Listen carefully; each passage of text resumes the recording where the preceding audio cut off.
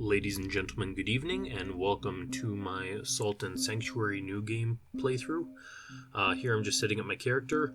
The only thing that's important is that I'm playing a cleric, and I grab the Grasping Ring, which gives me more salt over time. Not that it's terribly important if you really want to get a better chance at killing the first boss, and we are going to be doing all bosses here.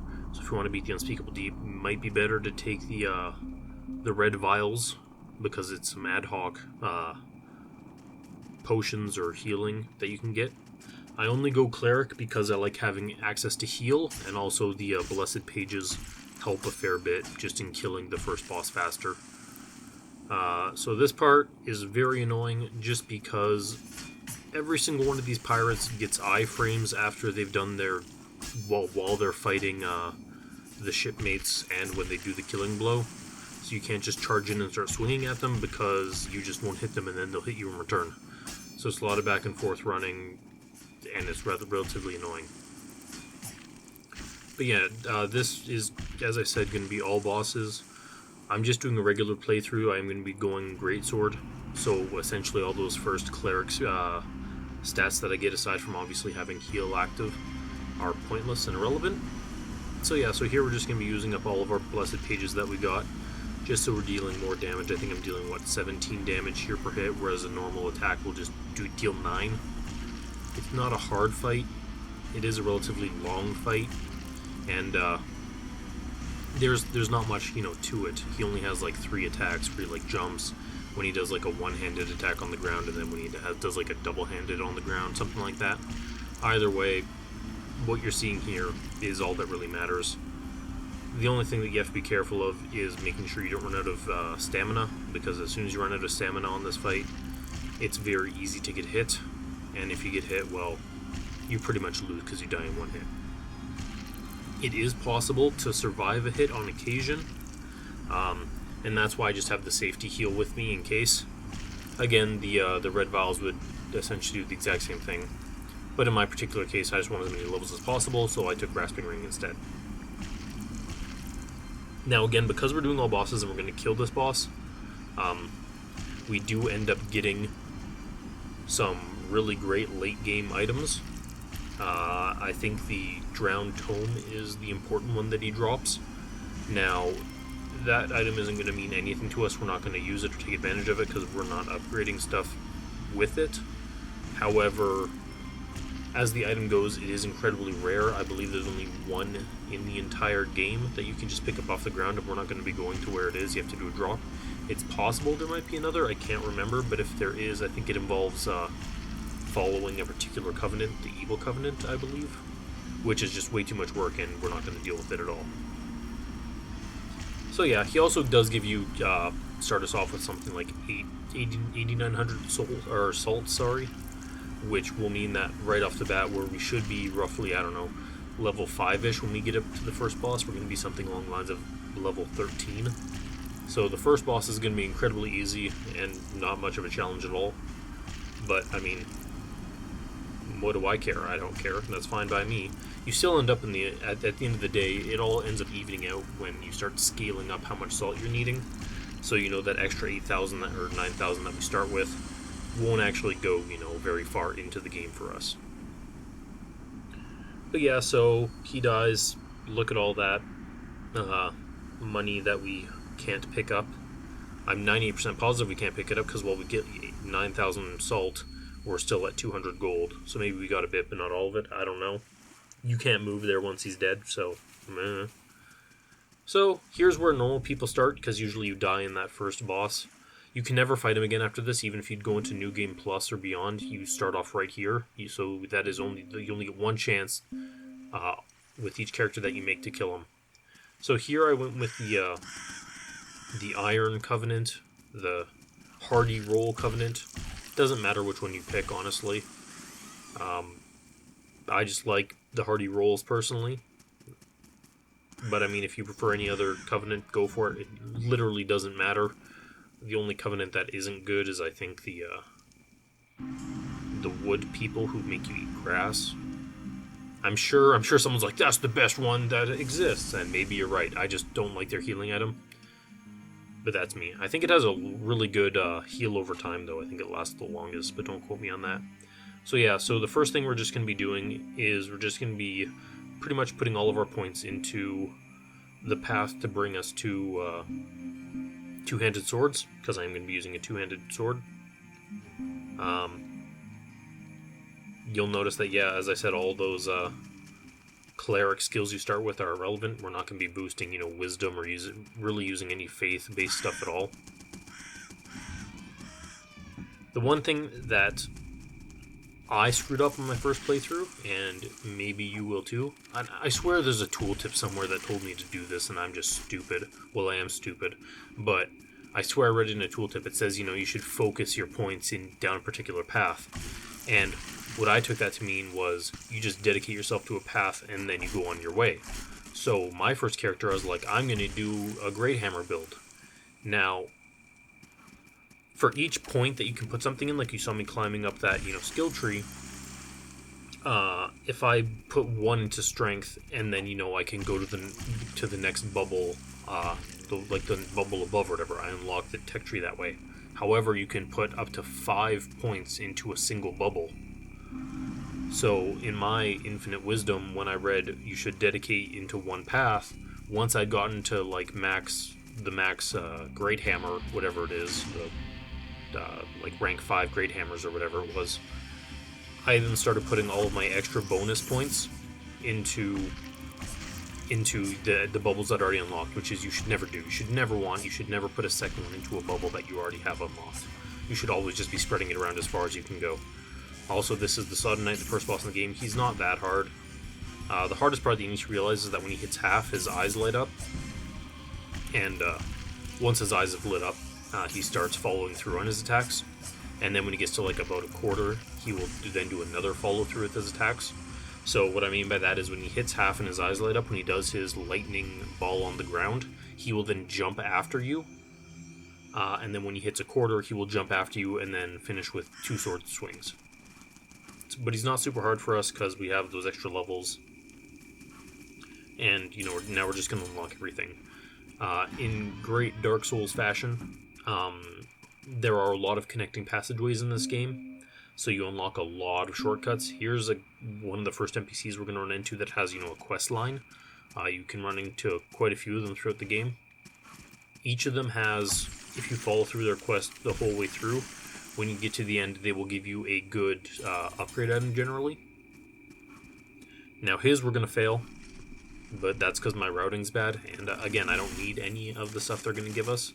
We do complete the Thief, but overall, it's not a big deal. So here we're just going to keep running, we're going to unlock more secret passages, and we're going to go back to the original shrine. But yeah, as I quickly said earlier in regards to the tech tree, never put more than one pearl into a bubble. Always spread it around as much as you can. So I don't have enough yet for the next level of greatsword, or swords in general, because the way it works for icons that aren't, just strength or dex or whatever you're looking at, what it is that for each level up, so Swordmaster rank 1, for instance, will take 1 point. And then when you get to Swordmaster rank 2, it takes 2 points. But while you're paying more points to unlock the next highest class of weapon for you, also there's a secret there, but while it costs that much, it also gives you double that amount of points. So where Swordmaster uses Strength, for instance, as its main stat, when you put 2 points into Swordmaster rank 2, you're also getting 2 Strength.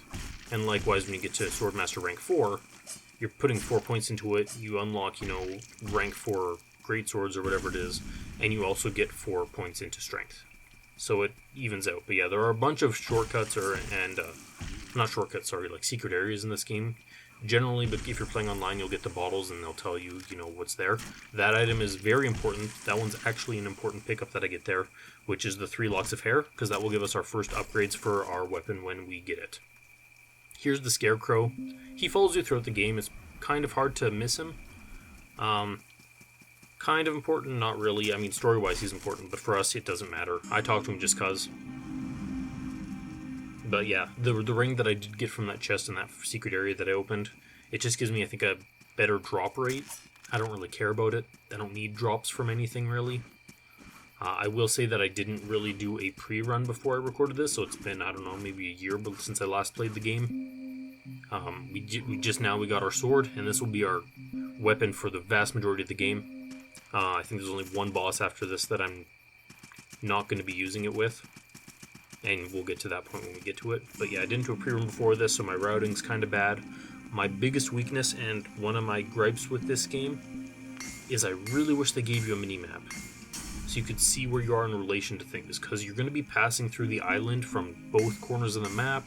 You're going to be in the middle, you're going to be running underneath areas you're going to go to later, and you're not going to realize it, and you just kind of end up popping up in a bunch of weird places, and it gets really hard to remember where you are and where you're trying to go.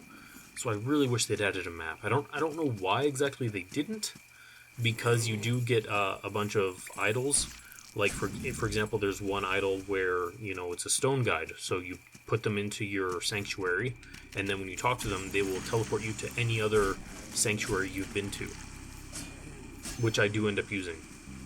And so you're like, well, why couldn't you have just shown me those sanctuaries on a map so I know relatively where I want to go? Because maybe I don't remember the name of, the Ziggurat of Dust. Or maybe I confuse the Ziggurat of Dust with, like, the Ruined Temple, for instance, and I can't remember which one I need to go to. So it'd be nice if I had a map to see that. So it's not the most important thing, but I do wish that they had added one. But who knows, maybe in the sequel they'll add it. So now we're just going to the Queen of Smiles. Yeah, I'm just getting another ring. I think this one improves my rolling action. I don't really notice a difference, but again, who knows, maybe I'm using it wrong. Rings are hard. How do you put it on finger? Don't know. Queen of Smiles is probably the first, big challenge that people run into, especially when they're dealing with her. If I was smart, I would have I forgot, completely bypassed it, but when I was at the previous shrine, there's a blacksmith there, and I upgraded my sword using those pieces of hair that I'd picked up earlier. But if I was smart, I probably still should have used the cleric hammer here, just because I think that the blunt damage on it would deal a lot more damage to her overall. But yeah, she's just a hard one because she teleports herself, not teleports, but she just moves across the map really quickly. Also, her sword, the swords that she spawns, can pretty much go across the entire map. That's the best attack for you to actually deal with, is when she does the lunge at you with double swords, because it's easy to just roll through her, and then you can get a couple hits in that way. Here, you don't want to really go for an attack unless you manage to provoke all 3 attacks that she does for that. And yeah, so then when you get her down to low enough health, she starts doing, after she summons swords, she will do that ground sweep attack. Relatively hard to get timings down for dodging. It's not, the best thing to do. But that's fine and dandy. Yeah, so summon swords, then does ground sweep. If you're lucky with your positioning on her, you can make it in such a way where you don't really have to worry about that. That was pure luck right there that didn't get hit. But yeah, positioning of bosses is really important in this game, just because your arenas, since you're on it's a 2D game, your arenas are relatively small. This becomes kind of a big problem with certain bosses, but overall you just want to, keep them in a certain area so that it's a lot easier for you when you're trying to fight them. Like, you don't want to get yourself trapped into a corner right when they're winding up for a particular attack, because then you'll just get destroyed and die, and you'll be like, well, this sucks. So yeah, we're unlocking more secrets and special places. I'm pretty sure I just went the wrong way down here. Yeah. Those obelisks are important for later. There are a lot of areas here where, backtracking is important. Well, it's not important. It's optional. For example, I'm never going to come back, then it's never going to matter. But if you do, for instance, want to scrape through the map to try to get everything under the sun, you do need to have a lot of the upgrades in order to make that work. Yeah, and I also hear it'd be a lot smarter if I used my torch in order to find the jump to get up here. I just don't do it. Maybe one day I will. I don't know. I'll have to see. Just because of the way, again, that I'm just going through this game. It's casual, but it's also pretty fast. As in, I'm not scraping everywhere, I'm just going through and killing bosses and moving on, essentially. I didn't want to waste my torches, because torches become very important late game, because you need a torch in order to activate,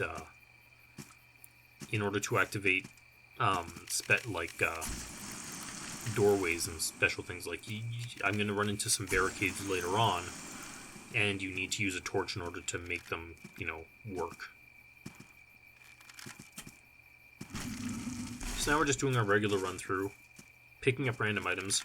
Again, a lot of these items that I'm picking up aren't really important, but I'm just, someone who, as I'm running past, is going to pick up stuff because I have a problem and I can't stop myself.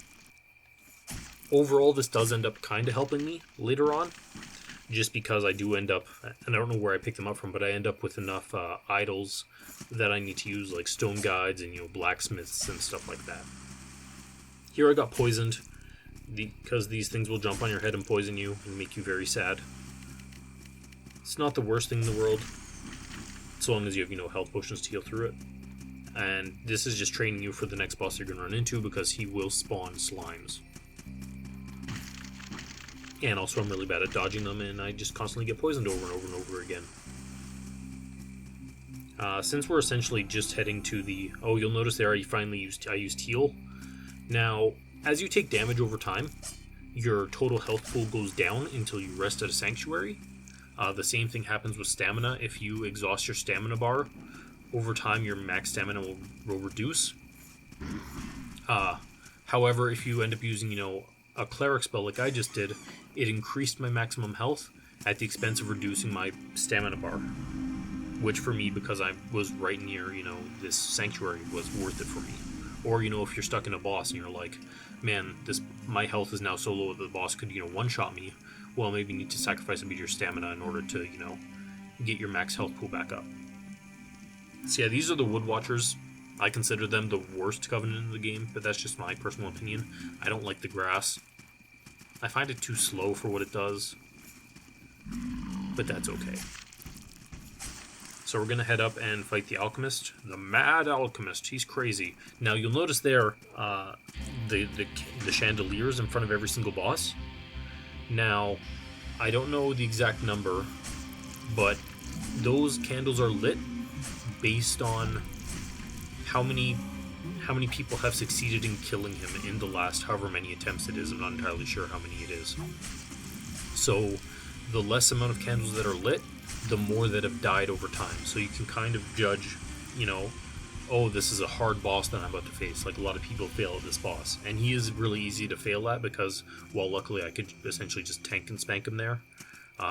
If you do let him get into his groove, he'll be summoning, those fireballs, which can pretty much one-shot you. He summons, lightning balls that deal a lot of damage, and then he can just start spamming, poison slimes that will just poison you nonstop and kill you. Or, he'll, triple spam some magic that comes out of the ground and hits you. So, luckily, we could just out-damage him, thanks to, killing the Unspeakable Deep early on, and he wasn't much of a trouble for us. And again, my whole point right now for this tech tree is I'm just going up the sword tree as much as I can, and I just want to max it out as quickly as possible. Once that's been maxed out, I'm not super worried about, my stats. Overall, I'll then just start, prioritizing getting more poultices or health potions, because you unlock them through the tech tree. So I'm just going to go to places so I can get more health potions over time. So here is another boss coming in. You'll see that there's a couple more candles lit, so he's, based on the people who've gone up against him, he's a bit easier. He's pretty much just a big guy with a weapon. He is relatively difficult, though, if just because of the way that bosses sometimes work. Any boss that has follow-through attacks can be difficult if you get an ill-timed stagger on them. So pretty much you can stagger all bosses. It's not, see there's a stagger right there. It's nothing major.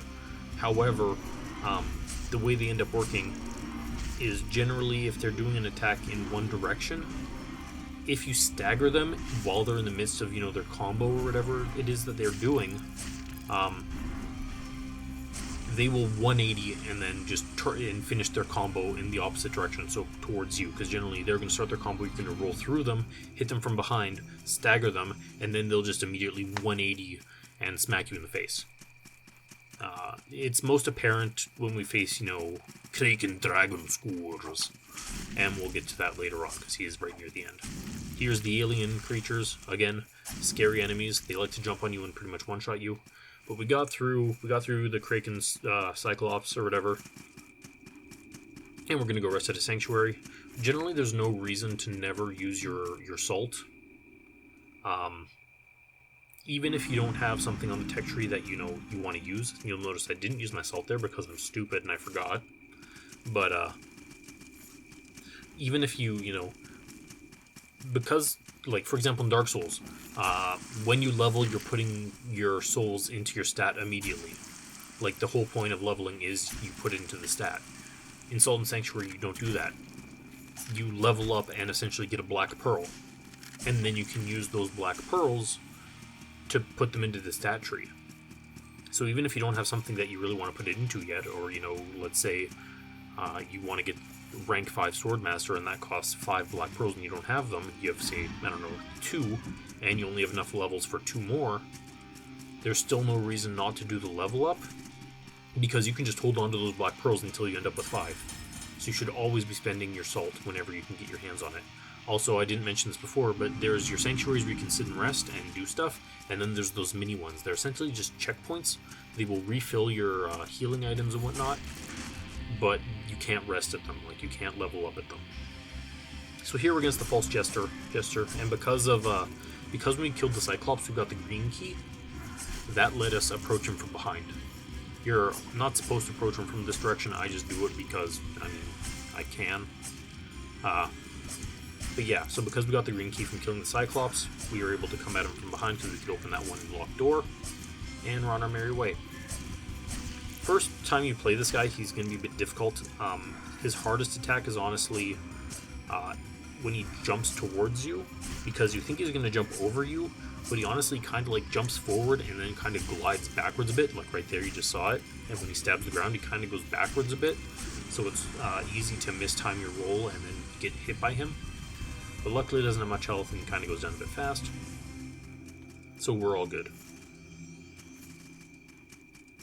So now we're going to get the first of our upgrades, the brands essentially.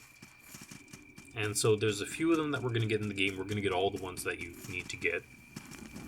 So this is the first one, and remember when we found that obelisk earlier? We're not going to go back to it, but here's where they essentially teach you what they do. This obelisk lets you reverse gravity, so you end up, floating up. And then those little glowing purple things that are in certain areas, those tell you when you pass by them, that's when you lose your, it reverses, so it goes back to normal. So we're putting another shortcut. We're running past a merchant. Now here's something that Sodden Sanctuary does, which I find stupid and pointless. You notice that we have 2 currencies. We have salt, which we get from killing enemies and we use it to level, and we also end up using it for upgrading weapons. But we also have gold, and gold lets you buy stuff from merchants, and also you lose gold when you die, because it's essentially the price that you're paying for having random person drag you back to safety from when you died.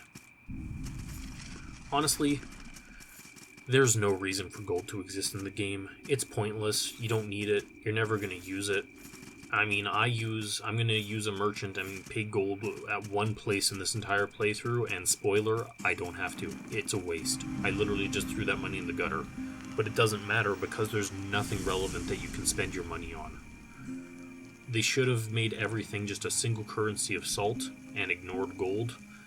The only problem is that then getting charged salt for dying doesn't work, because just like in Dark Souls, when you die, you lose it, and then you have to go back to where you died in order to get it back, so that wouldn't have worked. But I don't think that would have, I don't think that matters. If you die, you just get dragged back and then you continue on your way. I don't think you losing some of your gold matters, because, again, I'm not going to use the gold. I don't care about gold.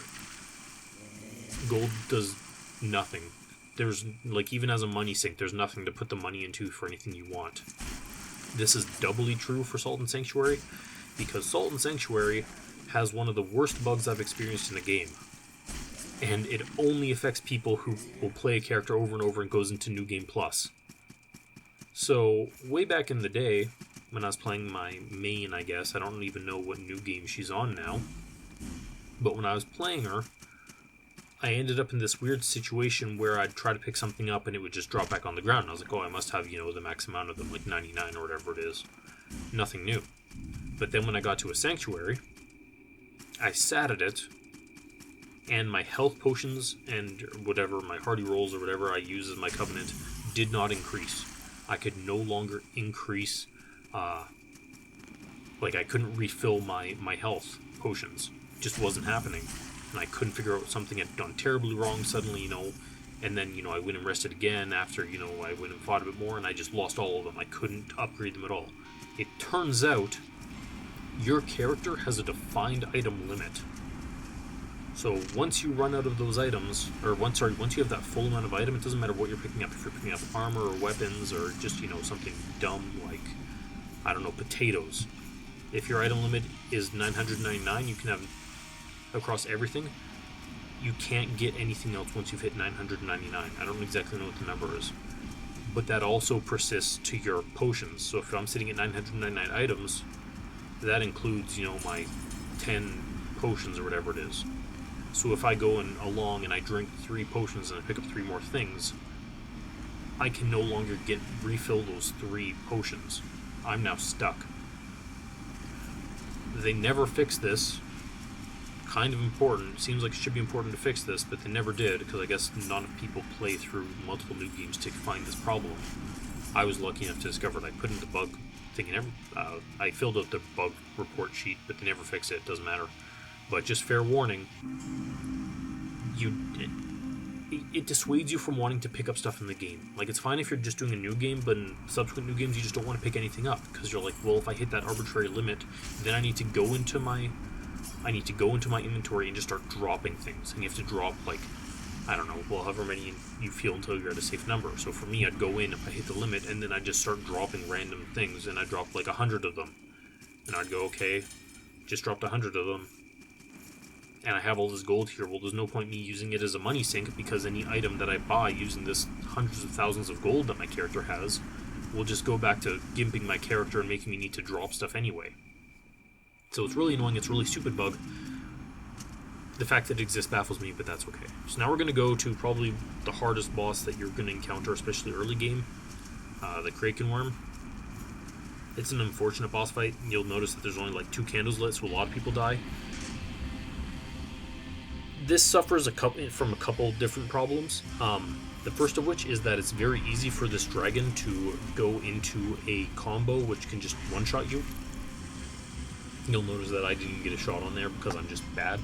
But he also breathes fire. Like, oh, dragon breathes fire? No way! Crazy. Which, yeah, I know, right? The problem with that is that fire in this game is incredibly deadly. Like, you get hit by it, it deals a lot of damage to you, and then your character burns. And it just burns super fast. You'll lose your health bar so quickly, it's not even funny. And then the other thing with it is it has an attack where it will fly. And here's where your 2D arena problem really starts coming to the fore. It's really only a major issue here and with the Witch of the Lake, but the dragon flies off screen. And actually, I got a bit of a glitch there. When you're using controls, you can go up or down to kind of look a bit up and look a bit down. And what ends up happening there is if the dragon flies up and you've kind of like, obviously I'm not going to leave my character not moving while the dragon goes to fly off to do whatever. See, this is how it's normally supposed to go. The camera can actually get stuck into the sky while the dragon, goes to fly off and do something. And while that camera is stuck like that, you cannot, the dragon won't come back on screen, and you cannot see where you are either. So you end up you need to fiddle with your control to try to get the camera to go back down, to pan back down, so that the dragon will continue its attacks. Now here's the other problem, is that depending on where you are in this arena, and guess what, it's really hard to know unless you're sitting at, you know, one of the corners. It's very difficult to know where the end of the arena is. You just kind of hit a brick wall, you hit an invisible wall, and you're like, oh, that's the edge of it. So if you get stuck there, and he goes and does his flying attack, well, he's going to start his fly and breathe fire attack off screen. And then you just get in trouble because you're standing there, you're like, okay, waiting for him to come in, but he's actually already started the attack just off screen and you can't see it. So it kind of encourages, so the best way to do this fight is to constantly move from one side of the arena to the other, just because you don't want to get into a situation where the dragon is doing stuff or the boss is doing attacks off screen and you can't see what's happening. The worst offender is, of course, the Witch of the Lake, because she likes to fly around a lot, and nothing is worse than you being at the corner of the screen, not realizing it, and then she flies off to like your left and flies off screen, and then she just does a barrage of attacks that you can't see until they're on screen hitting you, because she has a machine gun attack which can just eat your health away in no time flat. So I wish that when it comes to the flying bosses, they were restricted by the edge of the arena as well, but I mean, what can you do? So here we get our second brand. This one lets us jump off walls, which is, it's fun. The one thing I'll say with Sodden Sanctuary is that while platforming is the bane of my existence and kills me more often than bosses, near the end of the game, just the movement that your character can do is a lot of fun. Especially when you get like Shadow Step or whatever it's called, and you can do 2 of those. It's just a lot of fun moving your character around, which is nice.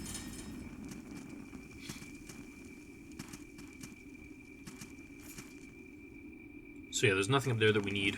I'm just 95% of the time when I'm doing this, I'm just, you know, picking up random stuff. Those, you'll notice I always kill the skeletons. Just like with bats, flying enemies, especially the mini enemies, are incredibly dangerous. They're really hard to hit. When you go to do your swing, generally they'll be like go through you at that point, and because they can fly through you, if they start an attack while they're like inside you, they catch you on fire and you die, and it's a horrible experience. So here I'm picking up soldier poems and some other item. Again, I don't need any of them. Before I got to the Dragon Wyrm, you'll actually see that I picked up 3 soldier poems. Those are all the poems I needed in the entire game. I think I bought, 6 here? 4 or 6, something like that, and then I bought 3 of the others. None of those are important. I'm never going to use them, and that was the only time I even used the money that I got in this entire run. It's nice that he's there selling you, items like that, though, just because, in case you miss them and you're like, I need to upgrade my weapon, well, there you go. You can actually buy the items for a new weapon to get that. You notice I also talked to the Scarecrow again. He's going to appear every now and then. Again, nothing he says is really important. He's important story-wise, but that's it.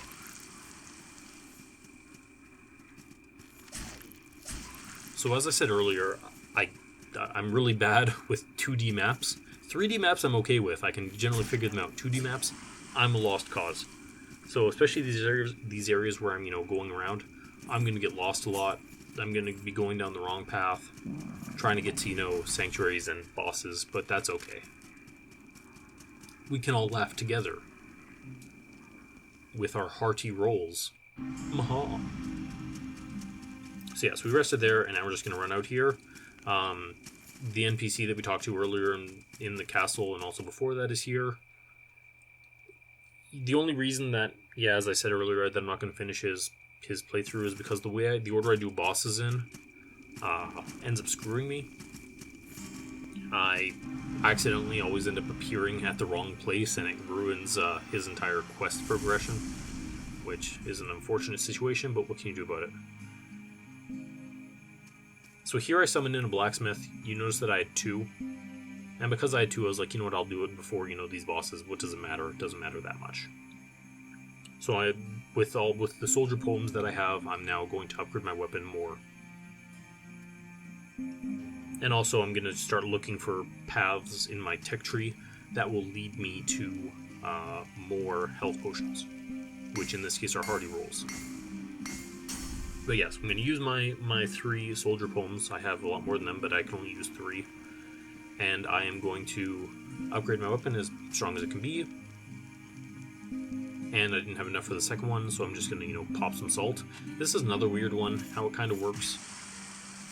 For instance, I can put the salt on my bar, like where it is on my bar, but I can't use them from that menu. I would have to exit out of the menu and then scroll across on my top left-hand screen until I got to the salt, and then I could, stomp on them to get salt. Or do what I did, which is then go into the inventory itself, and then it will let you use the salt. But you cannot use the salt from having them on the hotbar. Okay, my bad.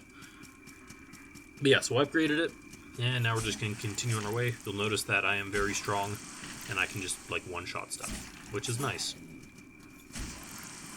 People say that using two-handed weapons is easy mode, and honestly, when it comes to new game, yeah, it kind of is.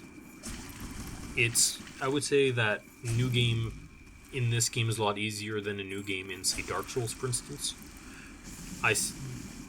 While that's the case, it also is very dependent upon your weapon. Funny story, as I said when I did my first character, I want to do something new, and it's something that I usually, sword and board is usually my go-to for a game like this the first time through. Go slow, go steady, use a sword and shield, be on your merry way. Also, that stupid enemy right there can clearly, keeps hitting me. I'm just trying to drop down and get to the ladder, but no, he just wants to hit me, so fine, I'll fight him. But, I decided early on I was gonna go hammers. Well, right before Witch of the Lake, I finally had my one upgraded hammer, fully upgraded hammer, and I had the boss soul ready to get the strongest hammer in the game, the boss soul hammer. And so there I was, and I'd just gotten it, and then I went up against the Witch of the Lake and did no damage. Because it turns out her blunt resistance is really, really high. And so I was doing I swing really hard, really slow, and did next to no damage. It was the worst. Also, I almost died there because I'm really bad at jumping off walls. But it was really disheartening, the fact that, when it comes to bosses with different resistances, having the witch just shrug off my giant attacks from my giant hammer that I'd spent all my time and money trying to upgrade.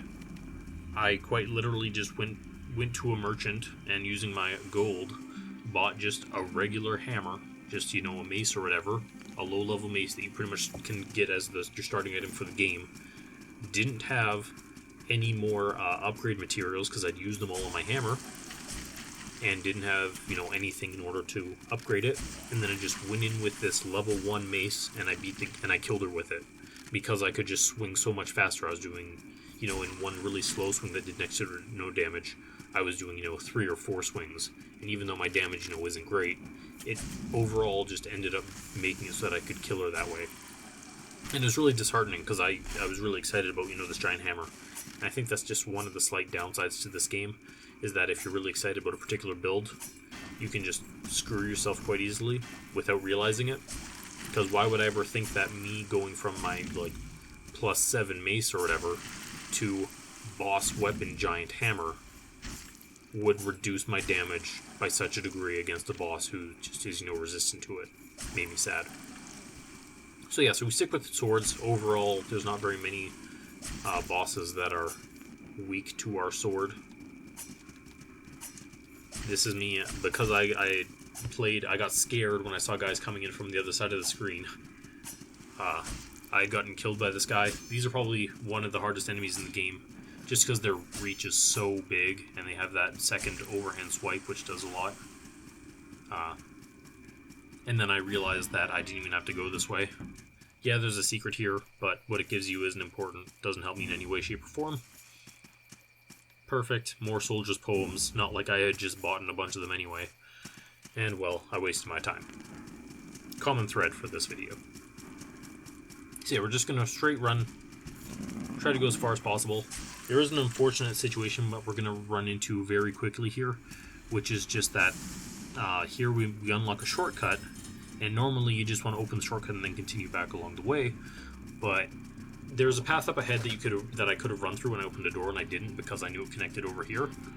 And I guess the game thinks that you would have run through, which is right here on my left. You'd come in through this way and then climb up this giant ladder and then activate the shortcut again. But it's just unfortunate because you have to activate the shortcut once, and then you have to go all the way up here to activate it a second time to get back to your sanctuary. But, I mean, because that happened, whatever. Let's just go to the sanctuary and, you know, spend some souls or what have you. Because, again, there's no reason to never spend your souls. Or souls. It's all the same. We all know what I mean. You know what I mean, I know what I mean. But, yeah, there's no reason to not spend them. Because the only thing that'll happen is you might die and lose them all. And you don't want that to happen.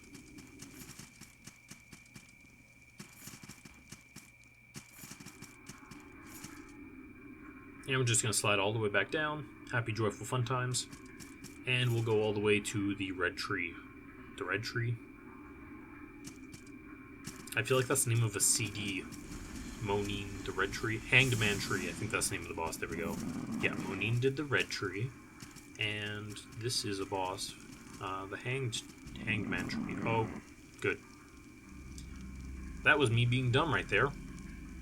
Unfortunately, if an enemy is right at the very edge of a platform or what have you, or just on the side of the wall, you cannot jump onto it and then roll through them. You just fall to your death.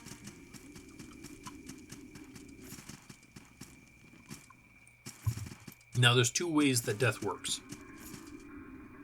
If an enemy kills you, they absorb your salt, they become stronger, and then when you go back down, you have to kill them. And because they're stronger, they take more hits to kill. They're harder to kill. If you die from something that isn't an enemy, like, say, poison, fire, or you fall to your death, instead, the game will spawn the game spawns essentially a bat. And then you just have to kill the bat in order to get your salt back. So that's what we're going to do. Again, one issue, again, this is a really small team that made this game, so of course you're going to run into bugs here and there. And for the most part, you know, they're not terrible, aside from, you know, the one with the bosses going on this map or the item pickup. But for the most part, they honestly aren't that bad. And I literally stopped there for no reason. I just decided to go down into the middle one, stand there, and get murdered. But yeah, as I was going to say, I have had some instances where I tried to fight the bad knight because I died at a corner of a wall or something because there was a platforming area that I was really bad at. And the bat likes to fly around a lot, so I've actually had instances where the bat flies off screen and then never comes back. And because he flew through a wall, I cannot get my souls back or my salt back ever, and I just lost them, and that kind of feels bad.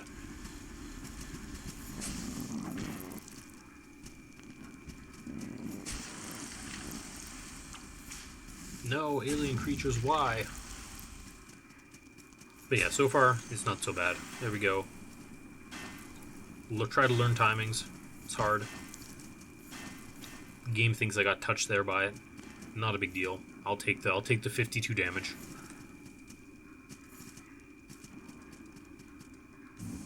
Here's me thinking I found a nice corridor, but joke's on me. This is actually a reverse shortcut that you're supposed to open way later, so I can't actually do anything there, so I wasted my time, and we're going to just do a quick backtrack.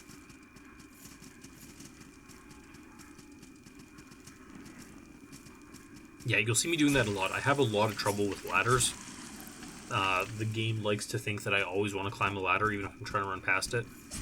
I think the reason for that is my own fault. I think that naturally, when I'm running to the left, my thumb angles slightly upward. So I think the game thinks that I want to go up, so that's why it does it. Whereas in my perspective, I'm like, I'm just holding left. Why is it going up? But I mean, small issue.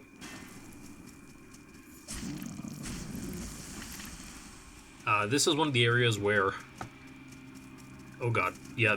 See, this is what I mean with those skulls. The problem is that my swing is really slow, so trying to time where to go in order to hit them and hope they don't, activate themselves and set me on fire and murder me, especially because they can no-clip through the world. Very difficult. This is leading to a shortcut that we're going to open eventually for Ronin Cran, who is an optional boss, because we are going to kill him. Now, unfortunately, I bypass him, or I bypass the shortcut initially, just because I'm going through this area here, and then I do have to end up backtracking in order to get it active for later.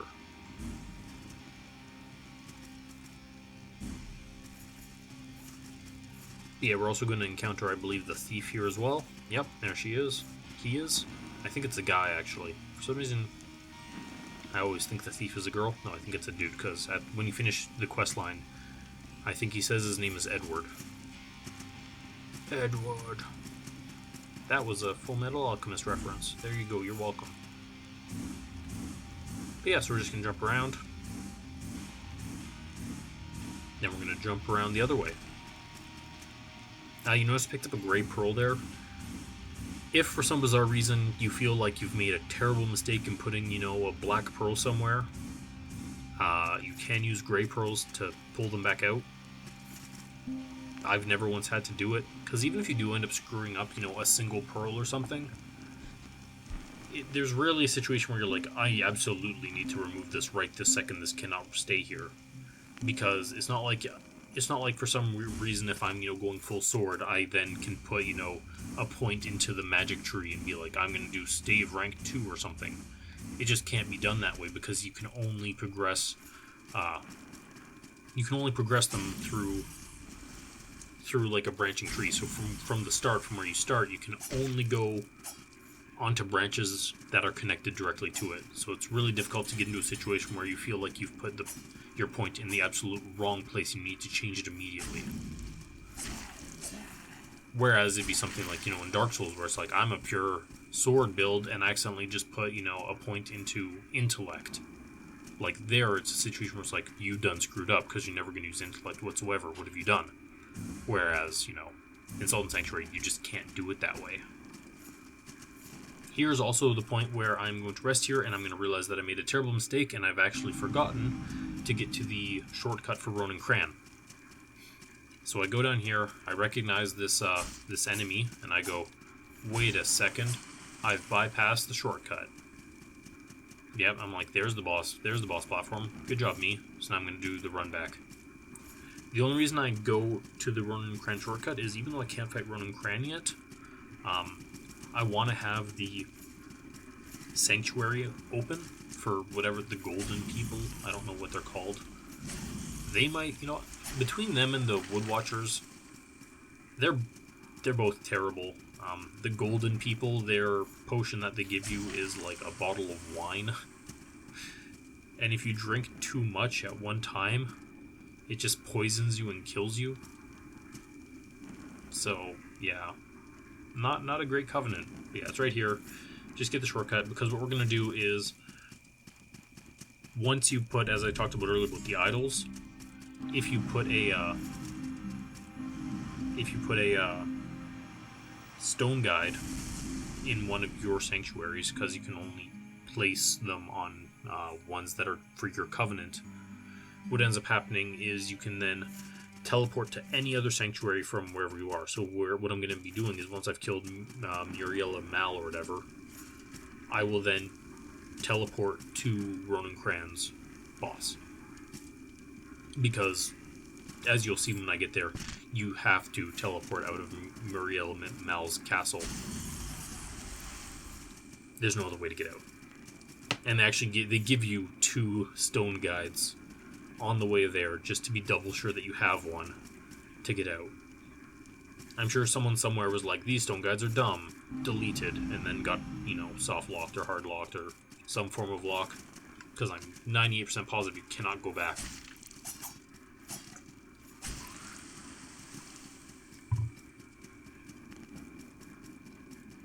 So here's the hang tree. It's a unique fight. A lot of people are dead, as you saw from the candles, but I don't think it's that bad.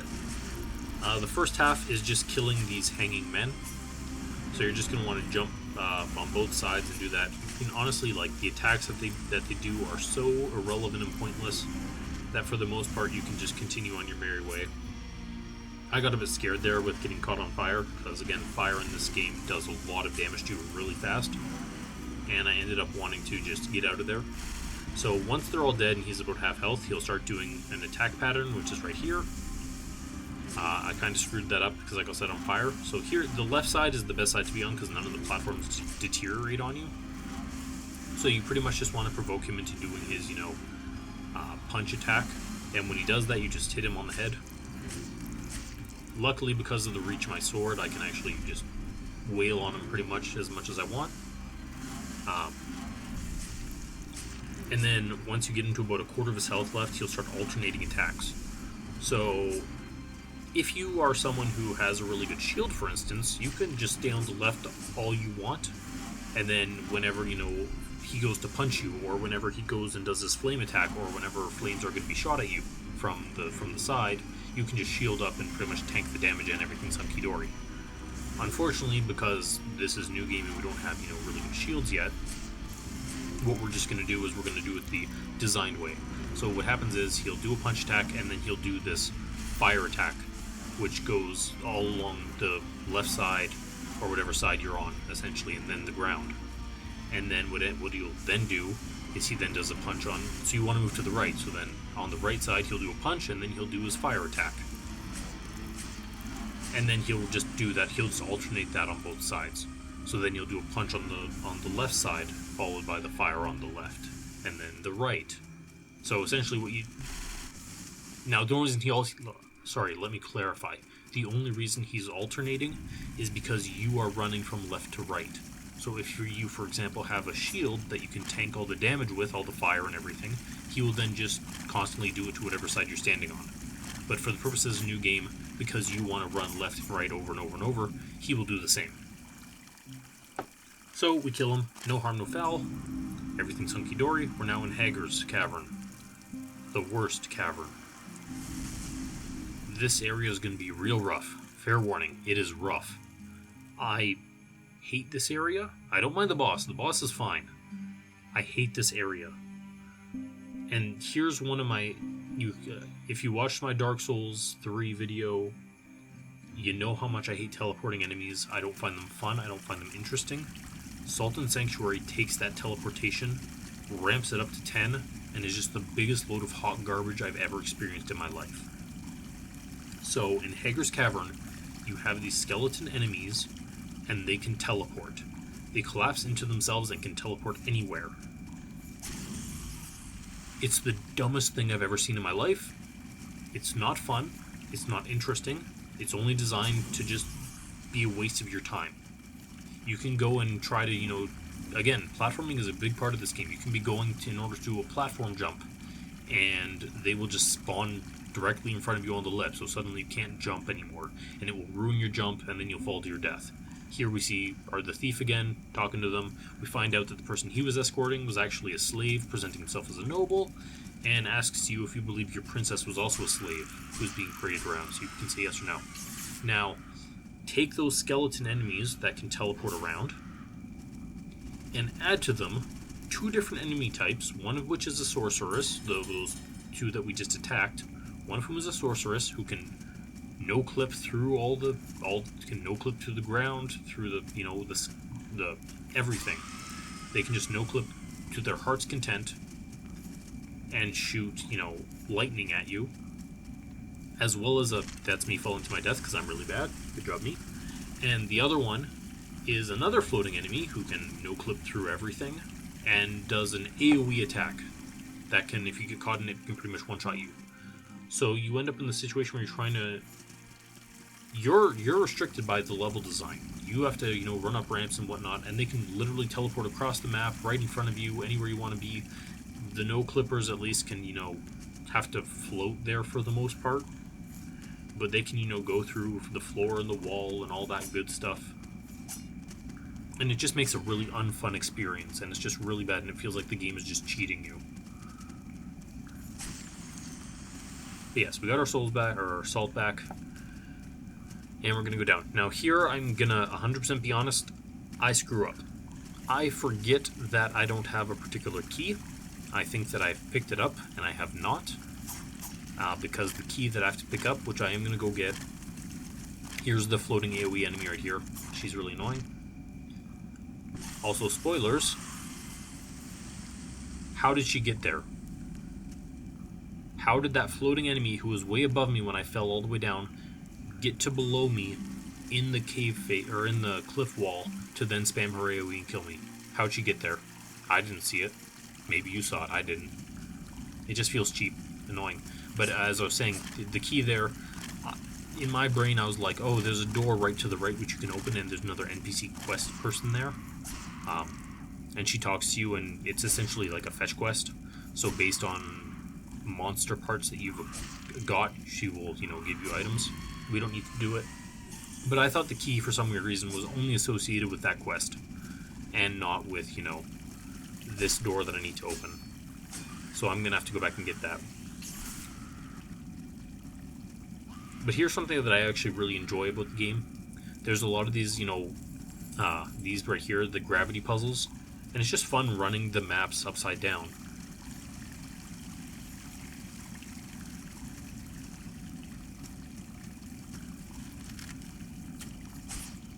Yeah, and there's one stupid skeleton. The skeleton archers aren't as bad.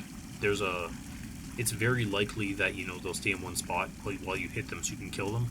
The problem are the ones that you use melee attacks. And it would be okay if they teleported in and then, they had a cooldown of some sort, so they had to wait like a second before they could teleport again. That's not the case. They can come in, not even fully manifest themselves, and then go and teleport away again. And it's something that's happened very often. That was me freaking out and falling to my death. So yeah, you can literally have just a skeleton appear in front of you, so you're like, okay, he's coming. Wind up and do a swing, and he'll just immediately collapse on himself and go somewhere else. So half the time when you go to fight them, you're not actually hitting anything, because they won't make themselves able to be hit. And it just feels really bad. And yeah, see, I didn't make that jump because he teleported right in top of it. And then luckily they just fell to their death there. Small saving grace. At least they have to abide by gravity as well. Now, if I hadn't died there, I would have made it up, gotten to the door, and found I don't have the key. As it stands, I did not find out that I don't have the key. So I'm running there now. And I think everything will be hunky-dory. And, oh god, incorrect is locked. And I don't get iframes on that, so I die.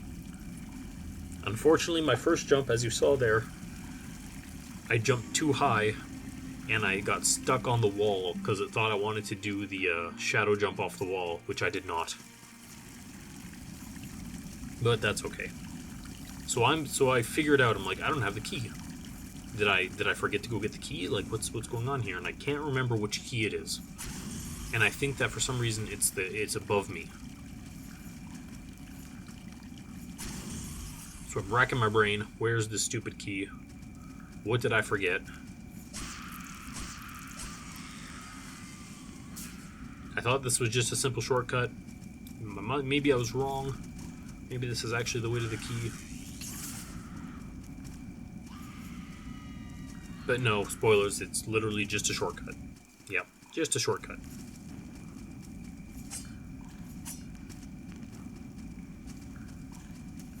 Once again, no clipping enemies. Always good to chase them around. If she dies, I laugh long and hard, continue on my merry way.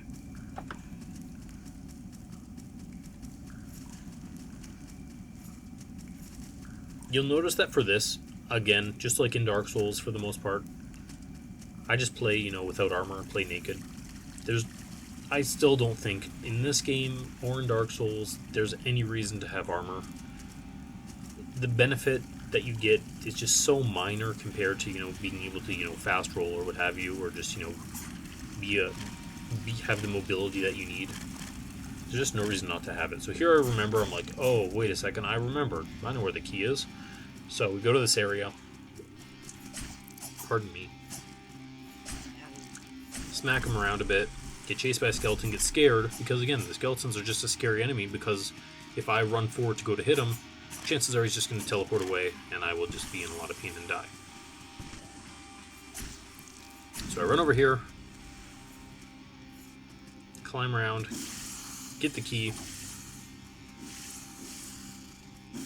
and we're back on our merry way. Now if you end up climbing back up and you go to the right, that's where the that NPC that I talked about was. I believe there's also a ring of some sort there, but again, I don't think the rings are super important either.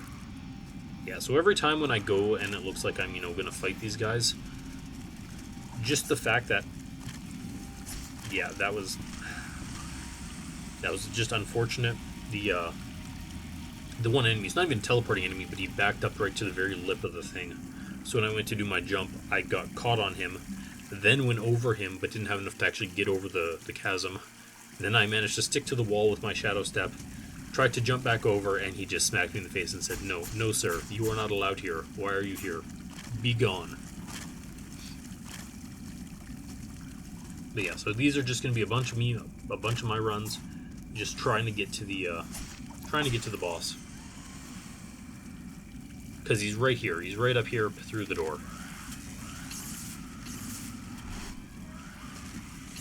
Run. There we go. Again, you can see the candles, quite a few deaths. Overall, I actually find this fight very fun. You are on a small arena, which can actually be extremely detrimental if the boss himself ends up going to a corner, because whenever he pulls his gun out, his gun does flame damage, which, again, burn does a lot of damage in this game. A lot. So you end up in a situation where if he's on the very lip, on the far right-hand corner of the map, essentially right there, if you get to your rolls, you don't want to end up rolling off the map to your death. So you always want to bring him just a little bit forward. That's me getting caught on fire and getting scared. Yeah, so just roll away.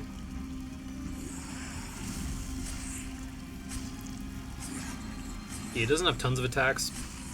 Pretty much his gun is just the scariest because it does fire damage.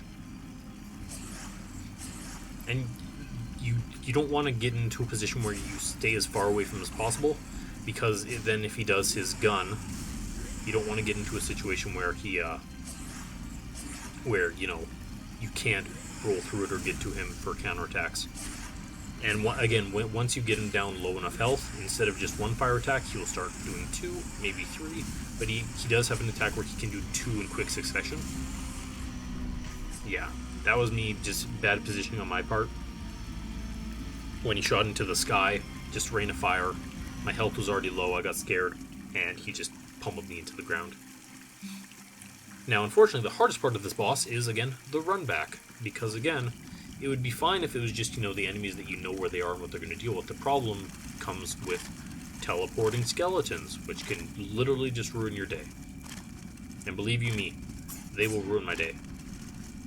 Oh, and so actually will the no-clipping floating enemies as well. Because they will actually come into the boss arena if you don't get far enough away fast enough. Yeah, lots of fun, I know. So here's where the game starts really making fun of me. I just, start getting destroyed. And it's just one of those situations where, your first attempt actually ends up being your best attempt. But this is the boss we have the most trouble with. Not because the boss itself is really hard. I think we only have we have a fair number of attempts on him. But again, just because when you add into that the run to the boss, it just becomes a fiasco.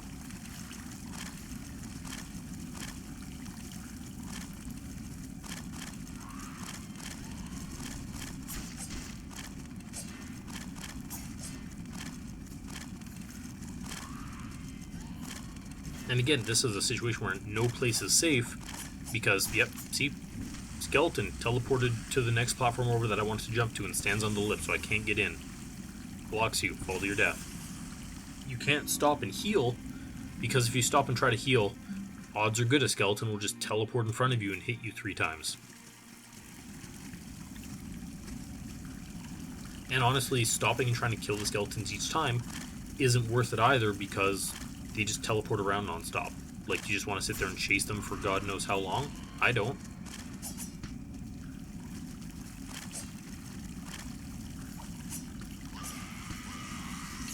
But there we go. We got through.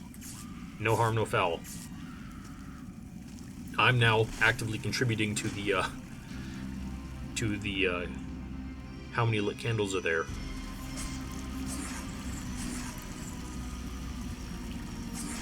That was just an unfortunate situation on my part. Because I got knocked into the far left corner of the map, and you could no longer see where I was spamming roll in order to get out of there, because, I mean, you know, in every game you want to roll when you get up. You don't just want to stand your character up slowly because it's slow. You want to roll out of the ground in order to get back up. But unfortunately, because I couldn't see my character, I couldn't judge when that roll was going to come through, so I was just essentially going for as soon as I possibly could, and that as soon as I possibly could roll ended up being straight into his next attack, which then killed me, and it made me sad.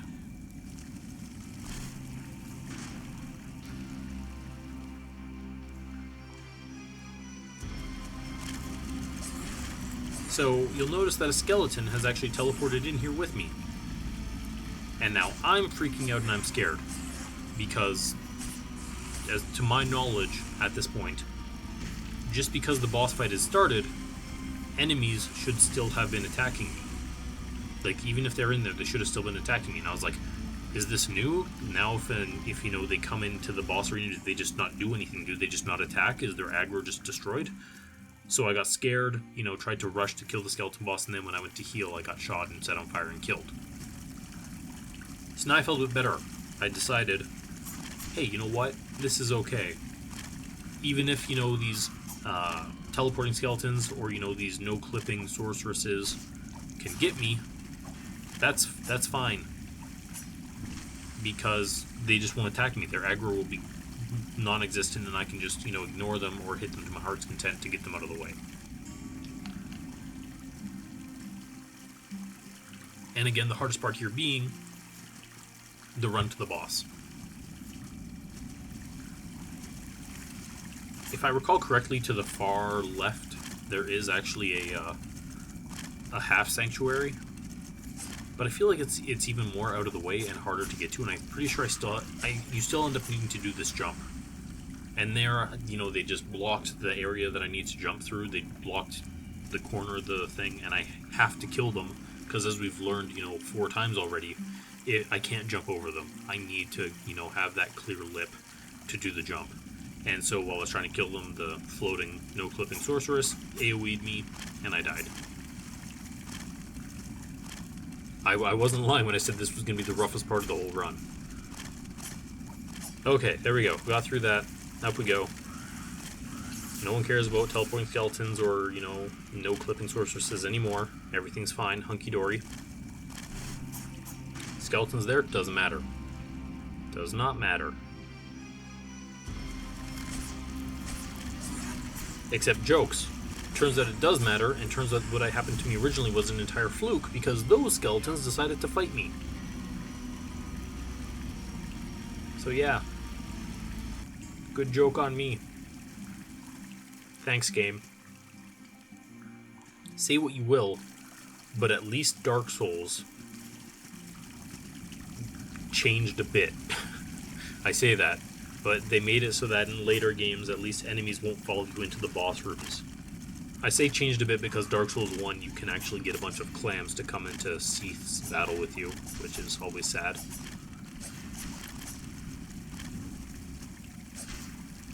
Come on, me. And no, I got sorceried. Wham. So sad. Sad day in the life of me.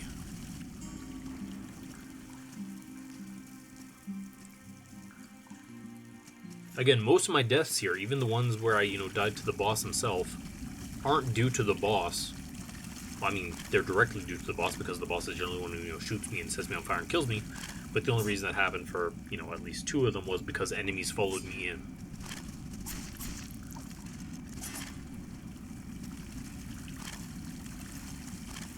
But yeah, we've lost our salt at this point. But luckily, because we've been spending all the salt as soon as we got it, whatever losses I had from just Hager's itself didn't matter much. Yeah, so here's me. I got scared. I thought I could just kill that one skeleton and not have to worry about it, but then 2 of the no-clipping sorceresses followed me in.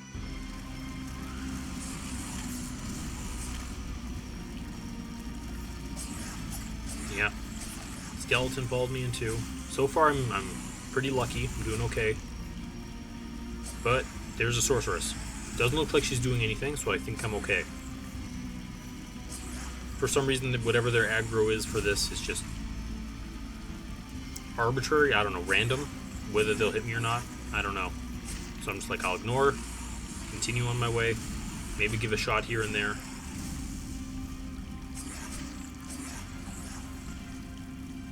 But I'm also scared because I can't just afford to run over to the corner just to hit her nowadays. Because if I do that, odds are good that he'll just shoot, his gun at me and kill me. Unfortunately, me doing that has now activated her, because of course it does. And I am now scared that she's going to keep coming at me. But she doesn't. She stops. So I have no clue what's going on. I don't know how this fight's going to go. Is she suddenly going to aggro again? Is she not? Is it entirely based on, whether... Yeah, but then here she comes again. I'm freaking out. Running for my life. She's shooting lightning at me across the map. He's shooting fires here and there and everywhere. And I'm now in a really bad position.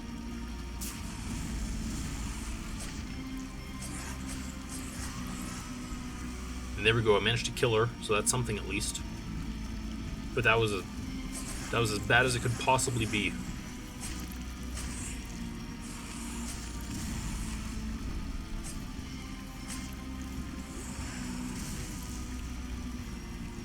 Now, unfortunately for me, I feel like my health is getting really low, like my total amount of health.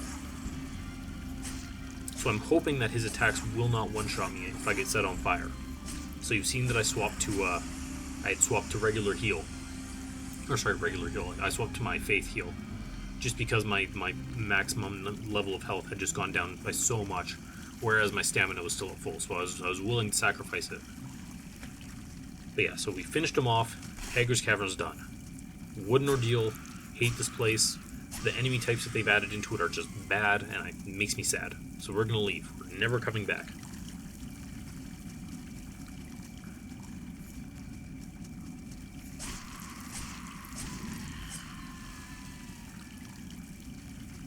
And I'm glad they made that platform just tall enough so you cannot do a regular jump up to it. Instead, you have to do the shadow jump off the wall. The most irrelevant shadow jump in the game, but, whatever. So here we have more teleporting skeletons. Always wonderful. But at least we can get out of here.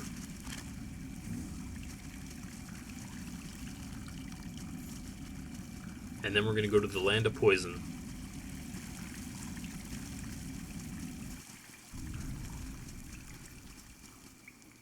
Which, spoilers, is almost as bad as Hager's, but not quite. Yeah, here's me trying to get out, trying to go to the left. There we go. We did it. Remember what I said about me and elevators? Really bad. So this part's embarrassing. I set up and try to activate my shrine, but nope, I get shot by her AoE. So then I'm like, no, I'll just do another. No, they just no-clipped into my sanctuary and killed me. So I feel real stupid right now, you can believe me, just because I didn't kill those two people. Not sure why I need a 5-second, animation, or 3 seconds, however many seconds it is, just to claim a sanctuary, but, that's how it works. And then I almost get killed by skeletons, and I'm scared. I'm running, I'm trying to, heal myself up, running for my life. Trying to hit skeletons. But of course, they just teleport away.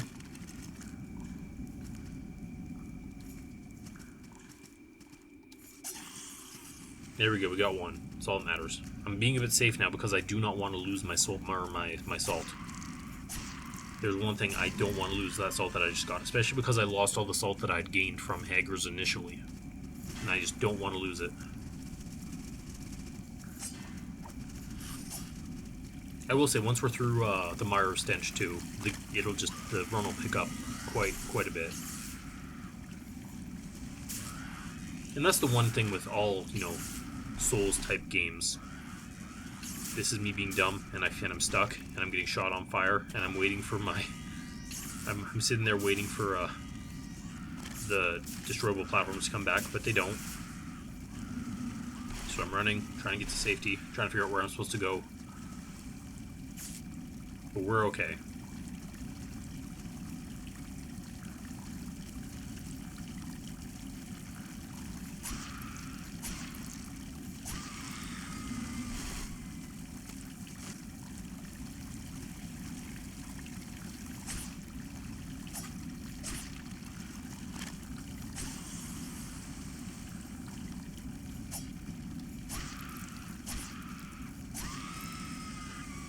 Yep, even the bulky skeletons will teleport, because of course they will. Luckily, they're not inclined to, like, the short sword skeletons, but we're okay.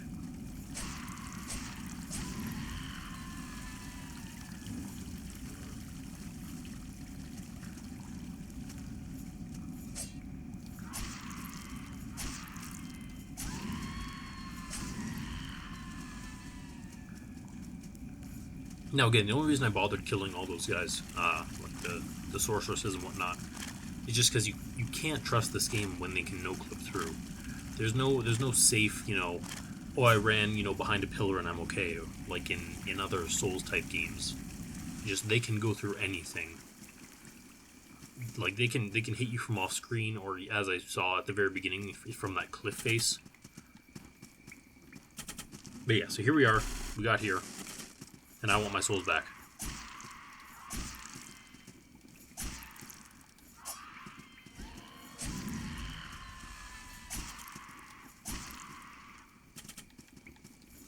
There we go. All good. And now we'll claim the sanctuary, and we can continue along on our path.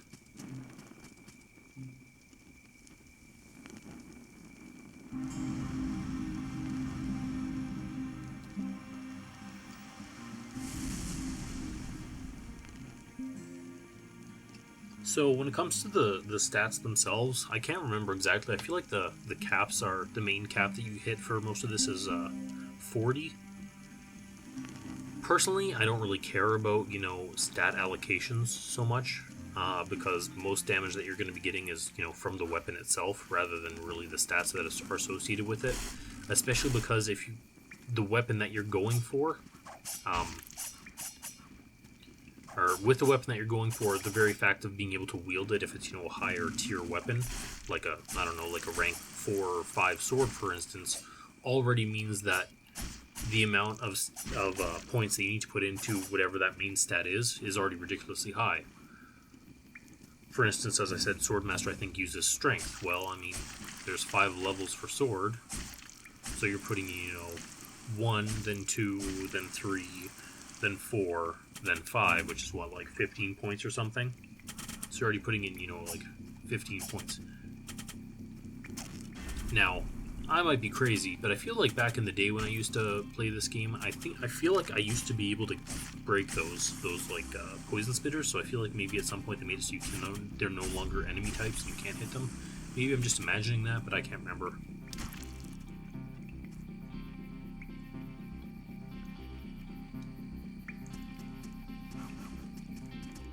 So here's me being a little bit lost again, not quite remembering the route I'm supposed to be taking. It doesn't help that I'm poisoned. And now, at this point, I'm just trying to jump to the other area over there, but I can't, because jumping is hard.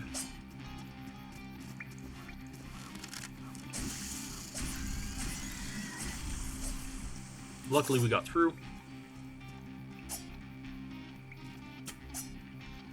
And these guys can jump very high. Ooh, yeah, that's a good point too, right there. One thing that I will say about Sodden Sanctuary that is just amazing overall, Dan, I rolled my death.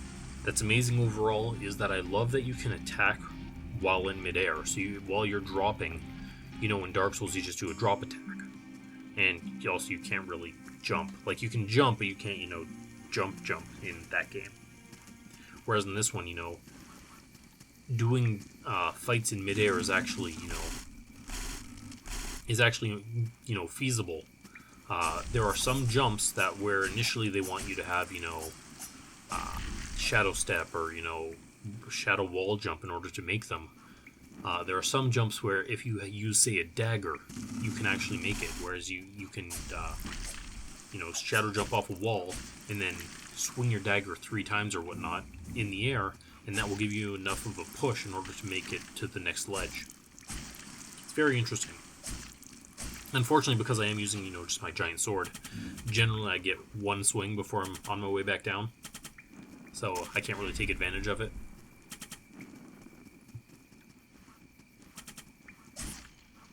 The other thing, which, and this is just inadvertent, you can't fix this, it's just something that happens, is that if you're trying, hit someone on a platform above you sometimes, if the spacing on that platform is just, too small, when you're trying to do a jump and then, a swing, it's possible your character will just grab onto the lip and pull himself up, even if you don't want him to. There's not much you can do about that.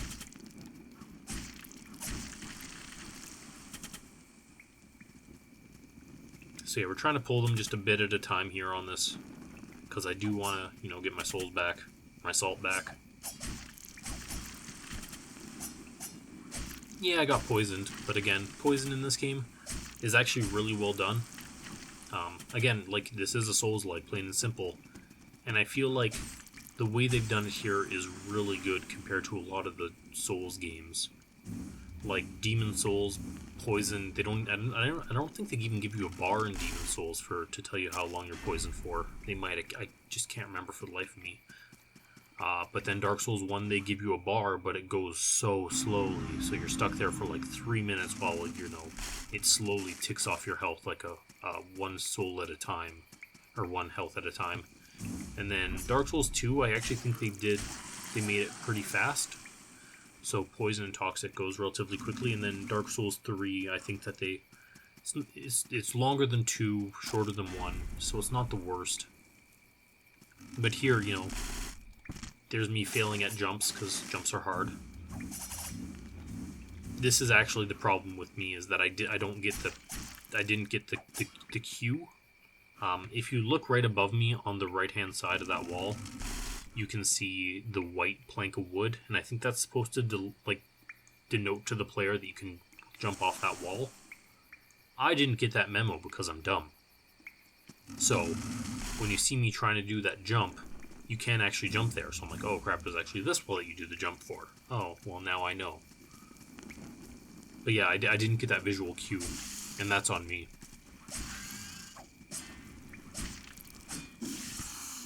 And that's me falling to my death. As I said, platforming is the bane of my existence.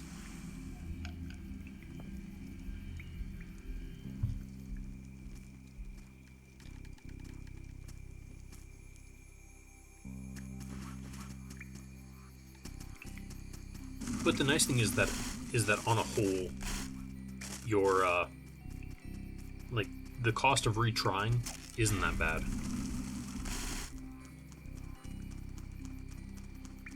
And you're really quite close, generally, for the most part, to where the next spot is. The only problem, of course, was Hager's Cavern, because the run back is just such an ordeal.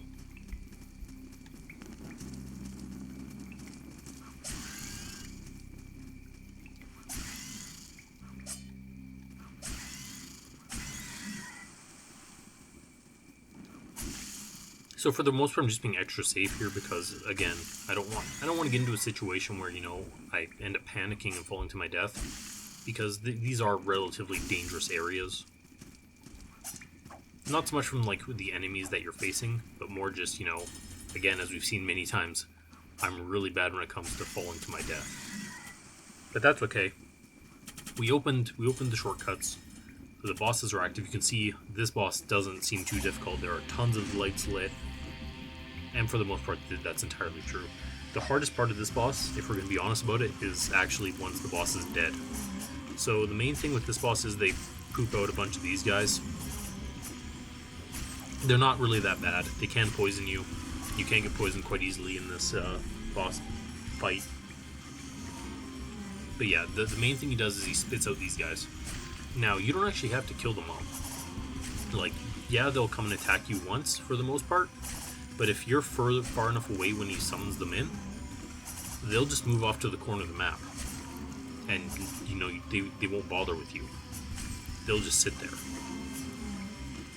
That being said, once the boss is dead, they will then all come and converge on you. So see that guy sitting there by himself? If I didn't go over there and try to, kill him, when this boss fight ended, he would just charge straight at me and come kill me. So it's not unknown for, once the boss is dead, to have, 10 or 15 of these guys come and kill you. But yeah, for the most part, again, nothing really dangerous. He spits poison, just run and avoid it. Honestly, poison is not even close to half as bad as the, as fire. But, just regular. He also has an AoE. Not a super complex boss, not super difficult. As long as take your time, kill the things he spawns, and then, run away when he shoots poison, you should, for the most part, be fine.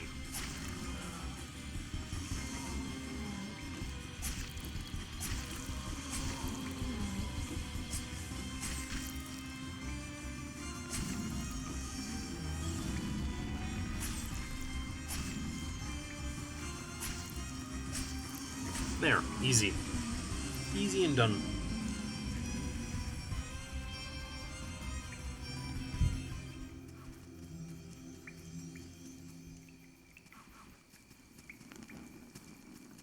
So now, if you had a map of the game, there is one online, because of course there is.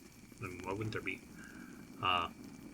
You would see that I'm at the far edge of the map. Like, I'm at the far edge of one of the corners of the map. Also, I believe if I had jumped there and fallen down, I would have hit a platform which would have kept me safe. I mean, I would have taken some fall damage, but, I mean, my memory's too foggy. I cannot remember exactly where it is, and I was scared of falling and dying, and I didn't want to do that. So I'm going to take the long way, also known as the way you're supposed to do it. So yeah, so now we're going to get our next brand, which is right here, and this will let us go through the red walls. Good book series, Red Wall. Old, but, it was a goodie. If you don't like reading, you can watch the animated TV show called Red Wall, and its successor, Mad Alchemist. Both good. Both well done. But yeah, so this lets us go through the red walls. In order to get through the red walls, we have to light our torch. As I said earlier, I wanted to save as many torches as I could, and this just lets us go right through. Perfect.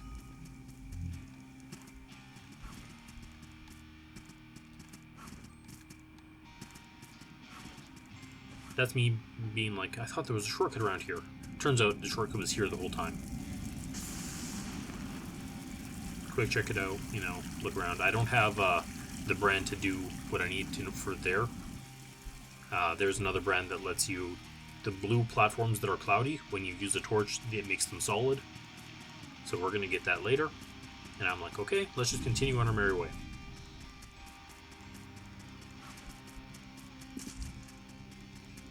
Here, I'm not really sure what the point of this area is. It's kind of like half thought out. I mean, it's nothing really difficult in it. But, there is a sanctuary up above. And it is dedicated to you guessed it, the Iron Folk. Who's me? I'm an Iron Folk. So I'm just checking. No, I do not have the Lord's orders or whatever. So I cannot upgrade my weapon. I'm going to sit here, use all the salt for my level ups, and continue on.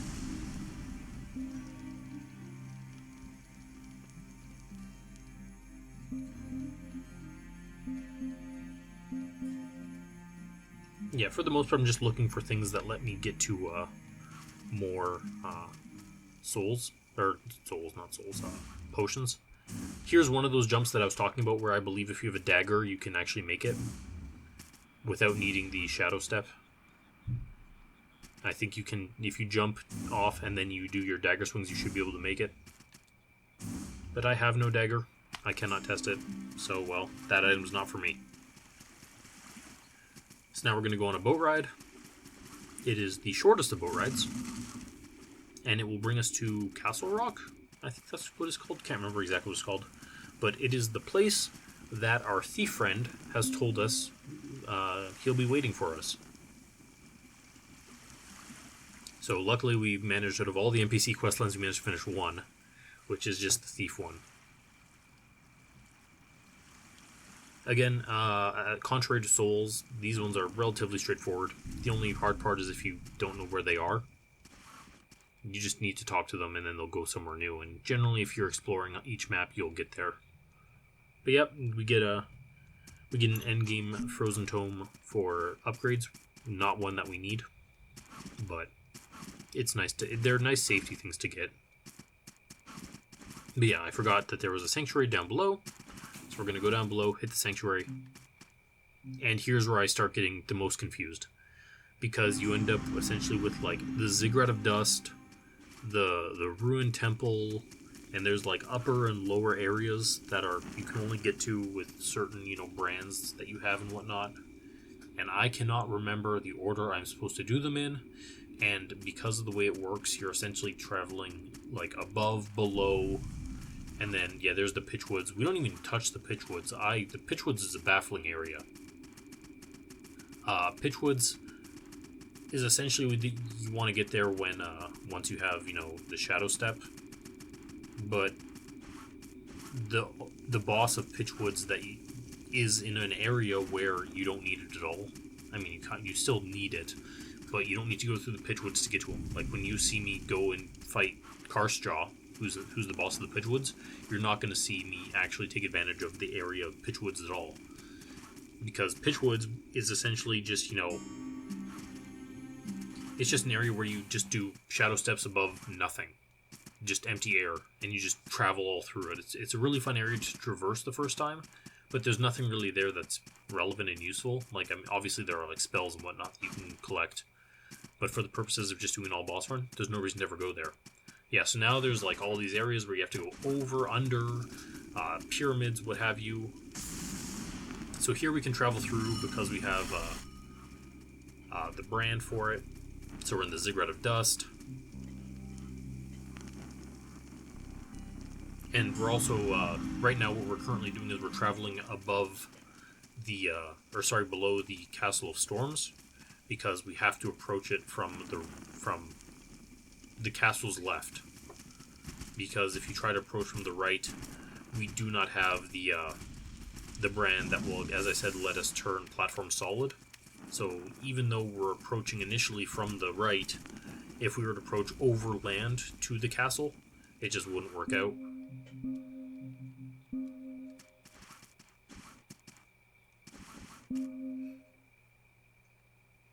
Yeah, so I finally, just there, I picked up the one item that I wanted, and you noticed on the tech tree that I went for shields. It's because I want the effigy shield. This is the most broken shield in the entire game, and if you are frustrated and really annoyed with a boss, for example, the Witch, for example, the third Lamb, just go get the effigy shield, wear it. It just makes everything so much easier. The fact that it has 100% arcane resistance, and then it has, like, I think 80% lightning and whatnot, and fire is, I can't remember what the number is for it. It just means that if you're facing a boss that you're having a lot of trouble with, just having that equipped and to be able to block most of the damage just makes it so much easier. Or, for example, Murdiella Mal, the boss fight becomes a joke. Also, yeah, we can't actually approach the Castle Storms from the right just yet because we don't have the Shadow Step to get over that little lip right there. So yeah, we're traversing through the earth. I don't know where I am. We found the Ruined Temple. They all look the same. I'm lost and confused. I'm alone. I'm a little boy all alone by my lonesome. And that was me almost getting body blocked and crying. And yeah, I just really wish, not even just like for convenience sake would it be nice to have a map, but I feel like if there was a map, it would also make the world feel more fleshed out and real. Like, it'd be really fun and interesting to see how you've traversed through the game, even if the map only gets filled in once you've reached a certain area. Kind of like, like Hollow Knight, you have the map seller who will sell you, maps of an area. If maybe the map only filled in when you got to the sanctuaries. It would just be really interesting just to see the zigzagging path that you end up taking through this entire world. I feel like that would just be really great to see. But as it stands, it just means that I get confused and lost very easily. Yeah, so the big gimmick with this area, which is the Castle of Storms, they have ghosts. And so you need files of Underlight or whatever it is. Can't remember what the name is. I scrolled too quickly for my own good. Which lets you see them. And so you sit there and you're like, oh man, this kind of sucks. Because what if I run out? Which is, the issue that arose in, say, Dark Souls 1 when you go into New Londo. What if you run out of, the curse things that let you fight the ghosts? And while it's not, as prevalent as in New Londo and Dark Souls 1, the nice thing here with Sodden Sanctuary is that the drop rate for them is so high that chances are, if you're just trying to do, your regular run through to, the boss or, the next sanctuary, odds are good you'll get at least one. So it's actually really difficult to run out just in regular playing, even if you're dying a lot, so long as, you don't die immediately to the very first group and you never kill them. You should always at least, be able to keep your supply at least at par.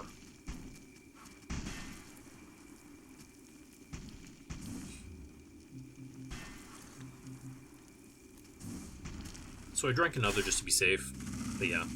So we can see these ghosts, we can kill them. They drop files super easily. It's plentiful, and we're all happy, joyful. You'll notice there's the stain pages too. Remember when I fought the first boss at the very beginning, the Unspeakable Deep or whatever, I used my blessed pages. If you're ever having trouble, you can try using these buffs. I don't really bother because my damage is good enough as it is, and I don't really like using consumables as a whole anyway.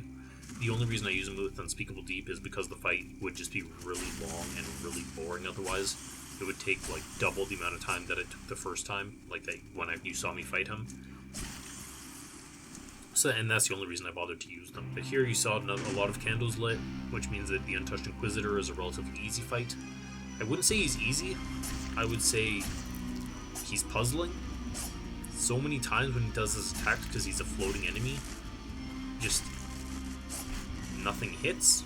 I don't know if my rolls are just that good, but it feels really random whether you get hit or not by his stuff. Yeah, so overall, like, should I have been hit there? I don't know. Should I have been hit there? I don't know. I just kind of roll.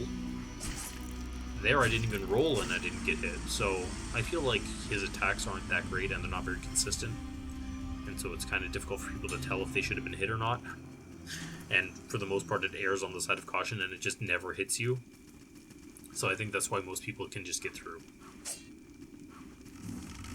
So here, if I was smart, I lowered more bridges, or sorry, didn't lower a bridge there, I activated the bridge is lowered because I killed the boss, but I just activated the shortcut. I should have gone at this point to the, I should have gone back to the sanctuary on the left, just because it was safer. Like, spend your souls. Always spend your salt. There's no reason never to spend your salt. So here I activate this shortcut, and then I'm like, wait, well, can I drop and get this item? And then I realize I don't need this item. Why do I even care? So I'm like, well, I just missed the platform, and I fell to my death. Yep.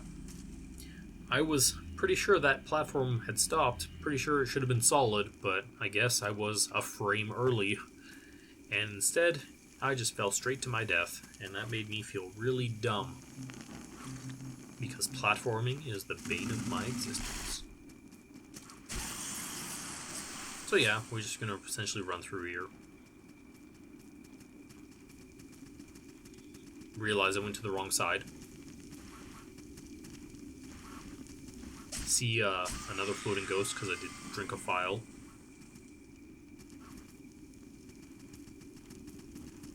And this time we'll ride the elevator properly, because that's what we do. Riding elevators is hard.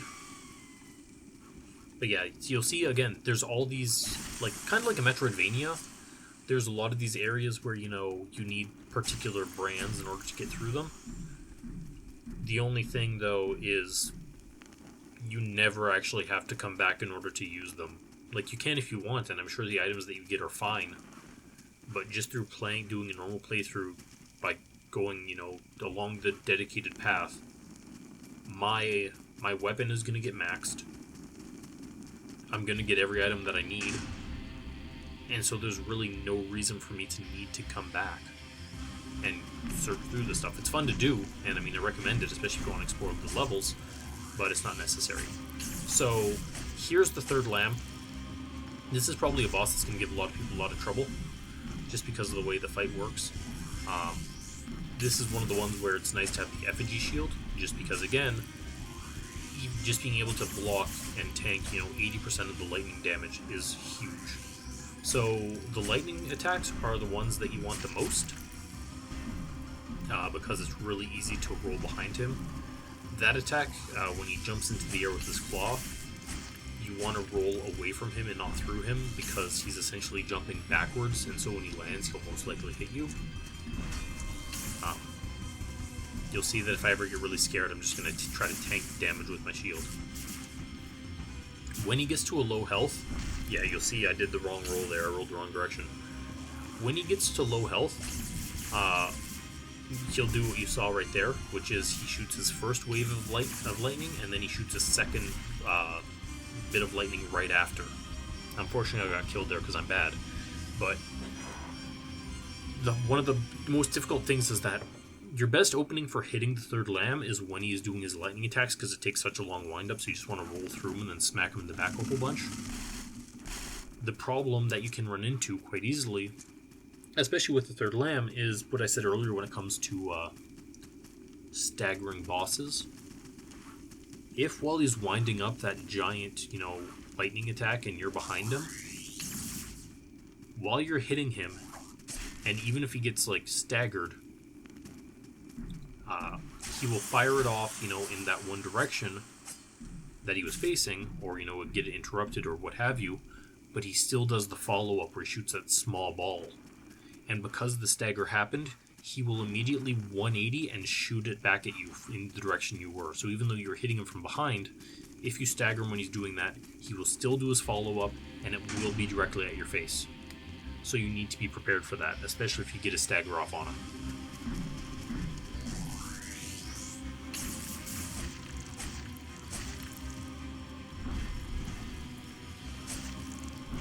And if you can do that, then you don't really have to worry. Sometimes you just want to be extra safe when it comes to this stuff. And if you want to be extra safe, then, well, just take your time. Because so long as you can provoke him into doing lightning attacks, then there's nothing to worry about. Because if, you're in a lot of trouble, and you're like, okay, time to do lightning strike, go, and you're just really worried, just roll behind him, don't bother hitting him, and just heal up, because he'll still do his follow-up in the direction that he was facing. So there I just tanked all of that because I was just so worried about my positioning in regards to this fight.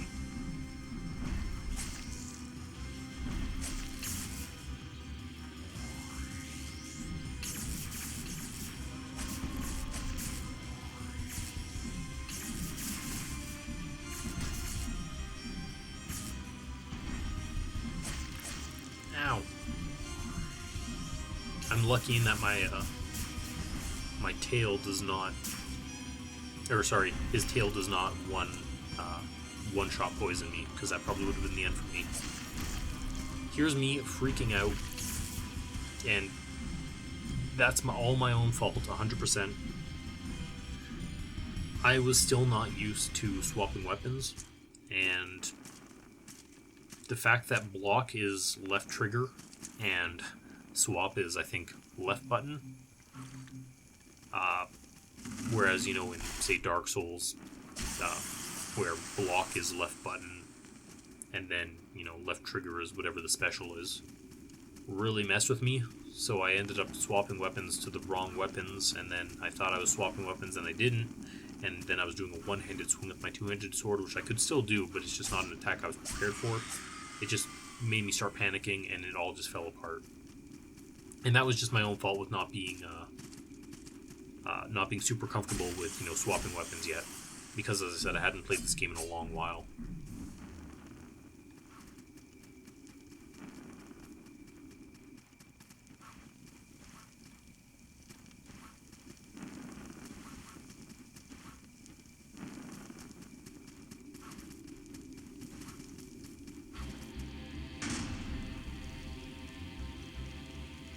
Take 3. Fight!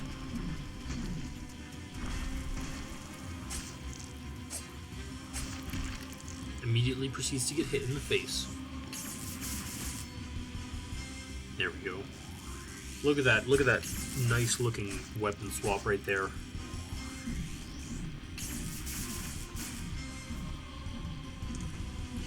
It's unfortunate because the his lightning attacks, his initial lightning attack can just go the entire length of your arena. So if you get into a position where, you know, you read the wrong attack and your positioning is just not in the proper place, and you don't think you can make it in time to, you know, roll behind him for his lightning attack, you can't just run as far away as possible and try, hope to avoid it that way. You just end up in a situation where you need to you just end up in a situation where you need to you know, just tank it.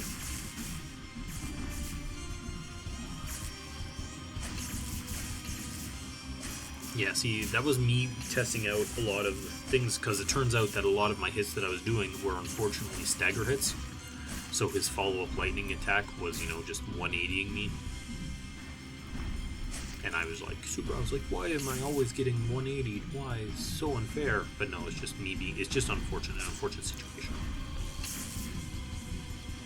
Or maybe not. Maybe I just don't know how the game works. That's also incredibly likely.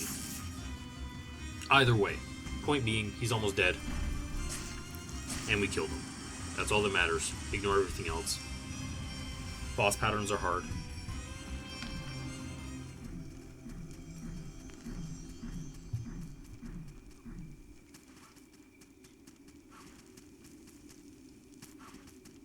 So yeah, so now we get the one brand that we really wanted, which is the one that turns the blue cloudy things into hard platforms.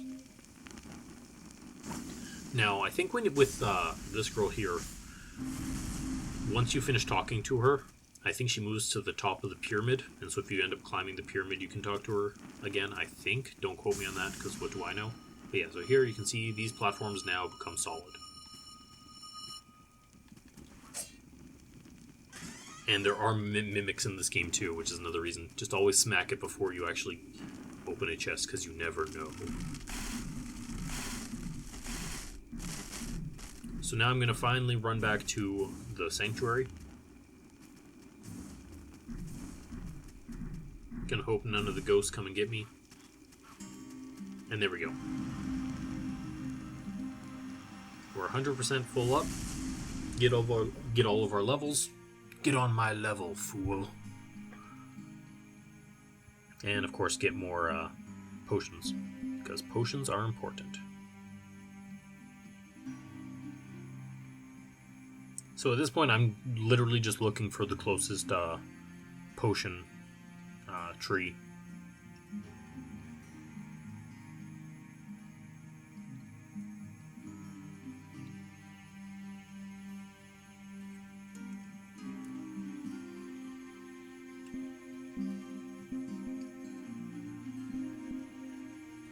And there we go, yeah. Because there's nothing wrong with having all the health in the world. So the next spot on our list is one of the most optional areas, which is Murdiella Mal, I believe her name is. Probably one of the annoying, well, it's probably one of the hardest bosses for a lot of people, which is again one of the reasons we got Effigy Shield. But it's also, oh wait, no, never mind, I lied. That's me, literally me when I was playing the game, and me now. Forgot that I can't go there yet. I need Shadow Step. I do not have Shadow Step. Good job, me. No, so next up is actually we're going to go and do Ruin Temple, Ziggurat of Dust, one of those two. Because as I said before, these places all look the same, and I forget which one is which all the time.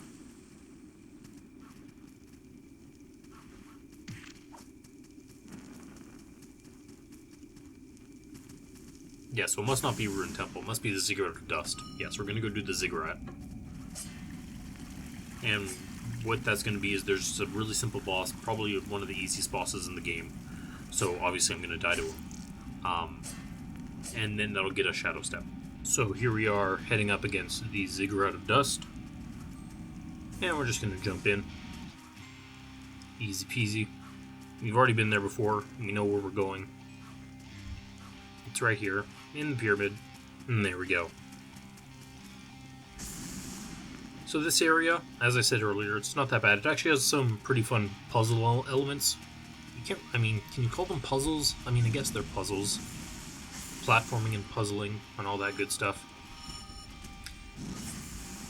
So this is me being dumb trying to get through here, getting punched 27 times in the face, crying a little bit,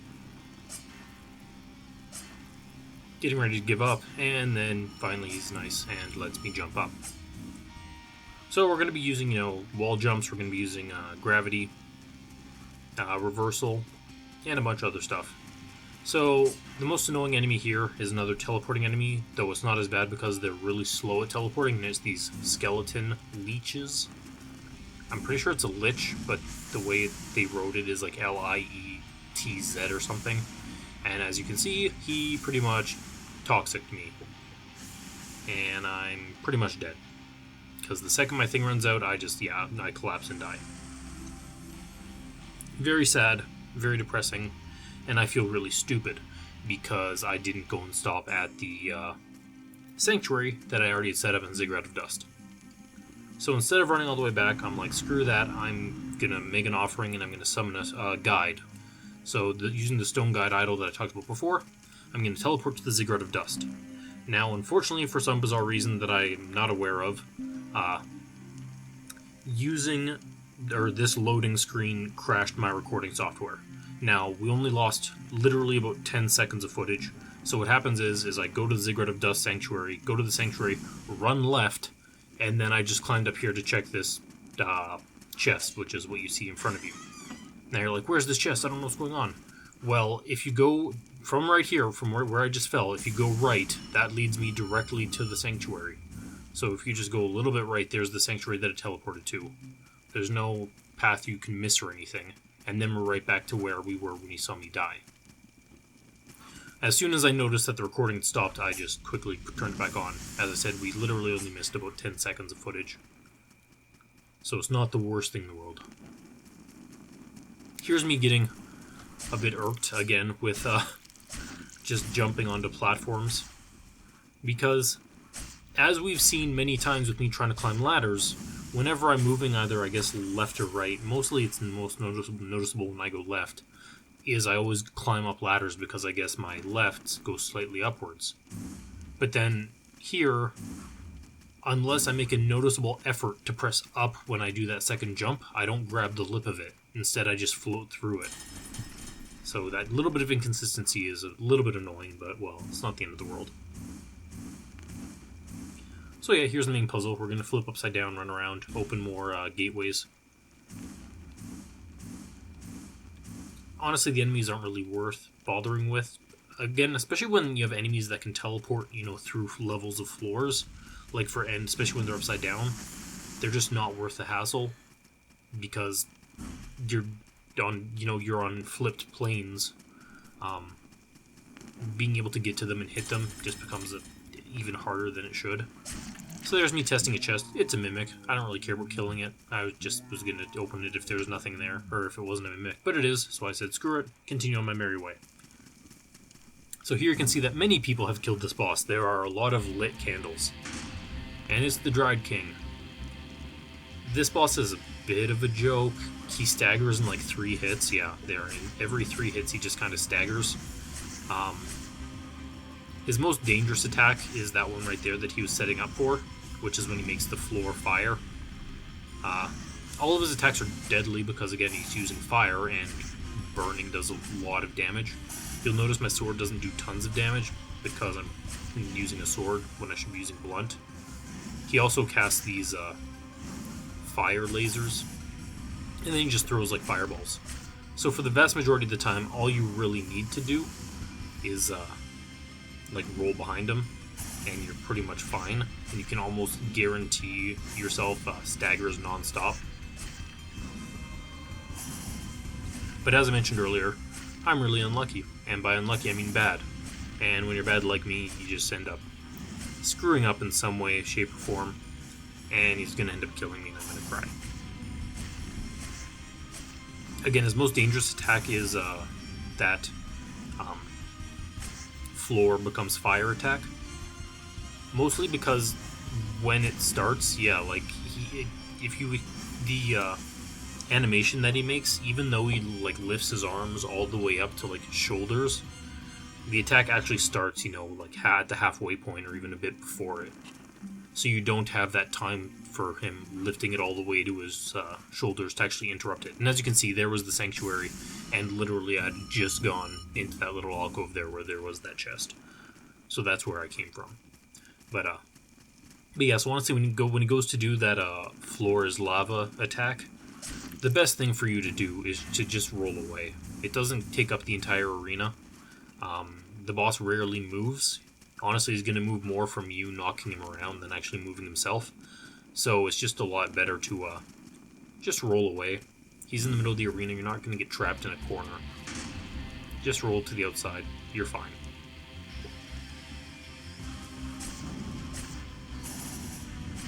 Yeah, honestly, it's just a bit of a boring fight. If I'd been smart again, I probably should have just done my non-upgraded mace. Just because I think the smash, or the blunt damage, just would have done a lot more. Because skeletons are weak to blunt damage. Smash their bones. Oh, I guess that's something I'll quickly mention, though it's pretty obvious. In case bosses kill you, and I mean, bosses will kill you, because of course they will. They're bosses.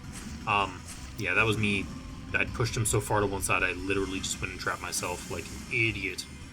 But, in case bosses kill you, rather than, you know, having to kill them yourself, like the whole way in order to get your salt back, you only have to kill them for like a quarter of their health.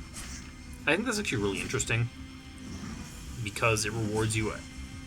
It solves a problem that Dark Souls has always had. Like in Dark Souls, if a boss kills you, when you re-enter the arena, if you lost, say, a fair amount of souls that you want back, rather than spending, you know, the first 10 seconds of the fight, you know, actually going in and fighting the boss, instead you try to run around them and you're running around the arena looking for your souls. And if it's a big arena like, I don't know, Dark Eat or Madir, even finding your souls in that arena is just next to impossible, because the arena is so huge and you can't see it. I really like the fact that they integrated, you know, the boss itself into getting your souls back. If you want your souls back, you don't have to do tons of damage to them. Like, you don't have to kill them. 25% of the health isn't tons, but it's also a guaranteed way to make sure that, you know, you're interacting with the fight at all times. So yeah, so he's dead. Good. Now we can go get our Shadow Step. The amazing, amazing Shadow Step. The guy who gives it to us is actually also an NPC questline, I'm pretty sure. I don't finish his questline. I can't remember where he is all the time, because they always just teleport to different places, and if you end up bypassing a certain spot where they go to, then you're SOL and you've ruined the quest. Like, you can't complete it that playthrough. So yeah, we have Shadow Step. We're good to go. We have everything we need. We can go fight Murdiella Mal now, the boss I wanted to go fight earlier. I generally always try to go do the optional bosses as soon as I can, just because I don't want to forget them. So yeah, we're at the very top. At the very top of that pyramid. Hunky-dory. And now we can bypass everything above ground, because we have the ability now. Where before we had to go under here, now we can jump away. Now we can jump away. Now we can jump away. Good job, me. All for that one gray pearl. But yeah, so there is actually an exit from the Castle of Storms, or whatever it's called, over here. You do need to have your torch equipped, because once again, you need the Cloud Walk in order to do it. So it's right there. And we're just going to run straight through. And yeah, there's me with my stupid, for some reason, going left turns on makes it think I'm going up. Frustrating ladders. Why is my life so hard? Wah.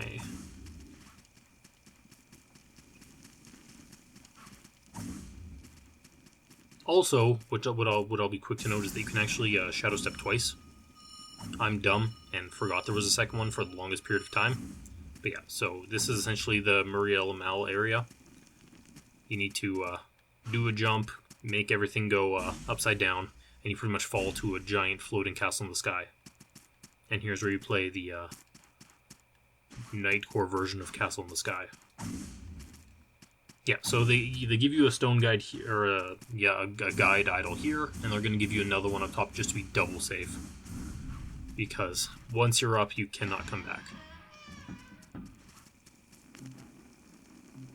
Or, I mean, you can't leave. Yeah, of course you can come back. You can go anywhere. But you just need to pretty much establish a guide to teleport you out.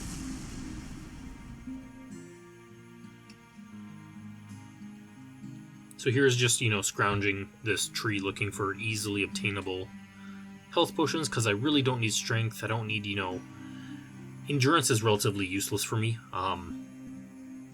Because I play naked and I'm only using my sword, my carry weight is really low. When I do the couple times where I swap to my sword and shield, I am actually a lot slower. I get a slower roll. But the only reason I'm using the shield is to block, like magic attacks and stuff like that, so I'm not moving anyway, and then I always swap back to my two-hand, so mobility isn't important when I'm using my Ashen Effigy shield. And, yeah, and then stamina, of course, is always important, too, because stamina is generally the best health bar there is.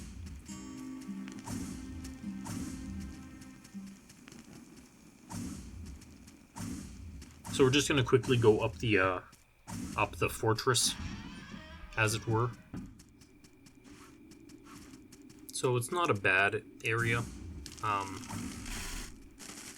It can be a bit annoying if you don't exactly know what you're doing, and there are, some of the usual jumps. But for the most part, it's pretty simplistic. You just, use everything that you've been using beforehand. The only downside is that you get the birds in the cages. These enemies can just be flat out annoying if they, do anything that you're not ready for. If they do end up, trapping you, kind of like there, but luckily I was already upside down because they will just jump on top of you and then trap you in there and do a bunch of damage. It can just be straight up annoying.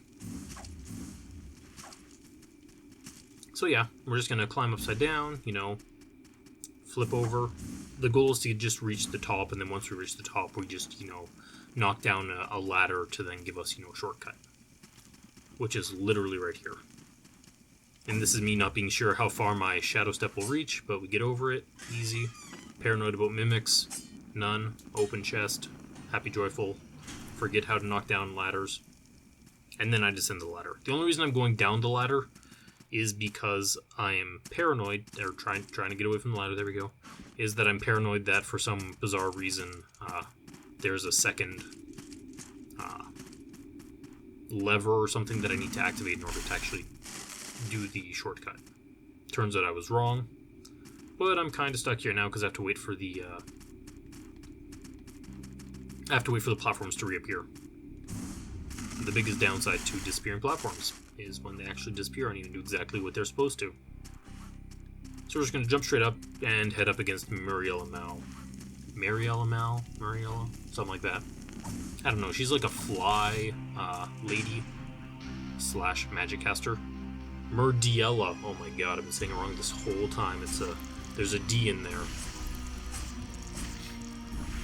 It's a very difficult fight for the most part if you've never done it before, especially when you start dealing actual damage to her, just because her main attack becomes so fast. She also teleports a lot. This is one of the main reasons I actually get the Ashen Effigy shield. I can block all of her magic attacks and take no damage from it. The pellets are annoying, and all of her magic, because it's magic, does a lot of damage. If you get caught in any of it, odds are good that you're gonna die. So that big swipe you just saw her do, as damage accumulates on her, and of course health bar goes down, she's gonna increase the amount of times that she does that. The worst one that actually happens is she will teleport pretty much directly behind you and then do 3 of them in a row. Again, one of the biggest problems that I have with bosses in general, regardless of, who's making them or what the series is I don't like teleporting enemies. It's really easy to make a hard enemy if you just say, oh yeah, it teleports behind you. Teleports behind you, you're already dead. Teleports behind you. Because, yeah, I mean, if I was, as a character, could teleport behind anyone, it would make everything super easy as well. Like, no challenge whatsoever. But, I mean, I can't really talk because I'm over here using pretty much the best shield in the game that makes her everything she does irrelevant. So long as I'm shielding and have stamina, because the spells will deal stamina damage to me, I can take anything she throws at me. A unique bit to Salt and Sanctuary, which takes a little bit to, well, at least took me a little while to get used to it, is it doesn't matter which direction you're facing when you block. If I am facing opposite, like Murdiella here for instance, if I'm facing the opposite direction and I am holding block, the block will happen. It doesn't matter what direction you're facing. If when you're blocking, it counts as you having 360 degree blocks, which is really weird. You would have assumed they'd give you directional blocking, but they don't. So there you have it. But yeah, because of the shield, everything's pretty easy. Just block it and continue on your merry way. Let her do her crazy attacks, then either set up for a couple swings or just wait for what she's gonna do. Get smacked in the face, like right there. Eat a hearty roll. Get all those good hearty roll carbs. And she dies. Biggest downside to this boss, and I mean lore-wise it makes sense. I can't remember what the lore is, but I'm pretty sure there's a Vadi video on it. But just as it's cheap in the Dark Souls 2 Scholar of the First Sin edition, which was made after this, I think. Don't quote me on that, I don't remember what years anything is done. But especially here, you get almost no salt from it. You get like 4 salt. I think because Murdiella was like a creation or something, so she didn't have a soul or something, so she doesn't give you salt when you kill her. What a load of crap. Your player, this is outside of the game, but the player just spent all this time and effort to come to your optional area to fight this really hard optional boss. And again, this boss is one of the hardest bosses if you're not, using the effigy shield. And if you don't know about the effigy shield, then you're going to be having a lot of trouble and maybe dying over and over and over. And then your reward is 4 salt, which is it's not even a level for if you're level 1. Like it's just a slap in the face to the player. It's pretty much being like, oh, but don't you feel a bunch of pride and accomplishment? And it's like, I guess, but everything in the game so far rewards you with more levels and more power for playing, and then you just kind of say to the player, oh, here you go, here you get nothing, congrats. I don't like it, but that's me. So now we're going to Kran's Pass, which is the area that I connected to back when I was in the Red Cage area, and it's because we want to go face Ronin Cran. So luckily we have all the things that we need, so we can get through all the barriers, no problems here. I mean, I end up using that platform there with Shadow Step, you don't even need it. And we're going to go face Ronin Cran. And again, you can see that quite a few people have killed him. I don't know if that's because people come over here when it's late game. I mean, you kind of need to be relatively late game in order to do it, because once again, you need to have 2 of the brands. If you were to ask me why I think he's easy, it would be because they tried an Artorias type thing, which is, he's pretty much kind of Artorias, like Artorias does flips, but most importantly, Artorias has the buff. Like, remember, he'll roll away from you twice, and then you'll try to buff, and then you can interrupt Artorias in order to break him out of it. You can do the same thing for Ronin Cran. Problem is, Ronin Cran will spam it. Like, once it doesn't last very long, and see, it's already worn off. But when it comes to Ronin Cran, he spams that buff attack. And yeah, it's scary. Like, oh, he just got a lot stronger and now he's super duper buff. But as a counterpoint, he spends so much of the fight just buffing that you just get so many free hits on him when he does nothing. Like, he can't respond because he's trying to do his buff, and his buff takes 3 seconds or what have you in order to actually activate, and you can just smash him over and over. And yeah, you're not necessarily gonna break him out of it every time, just because of the way the staggers are working. You have to build it up from scratch every time.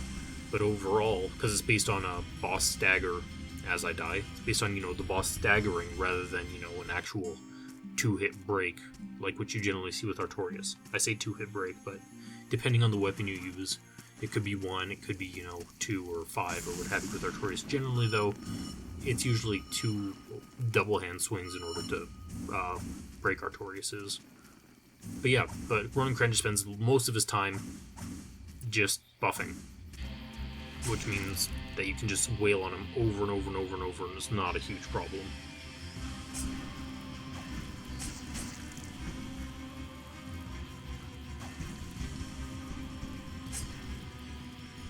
You'll notice, though, that because I went to the, I can't remember what the Covenant's called, but pretty much the Gold Covenant, the Greed Covenant, the Covenant of Avarice, I am being forced to use their healing potions, which is the Poison You and Die wine,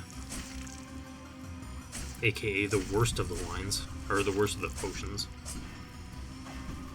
Though, if you were to ask me if I'd prefer grass or potion, I might take potion.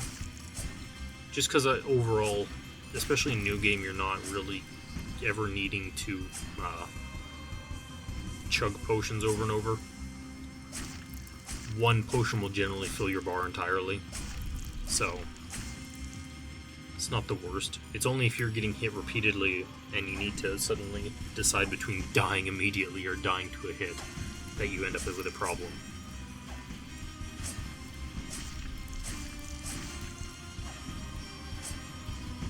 Ow! He hit me so hard.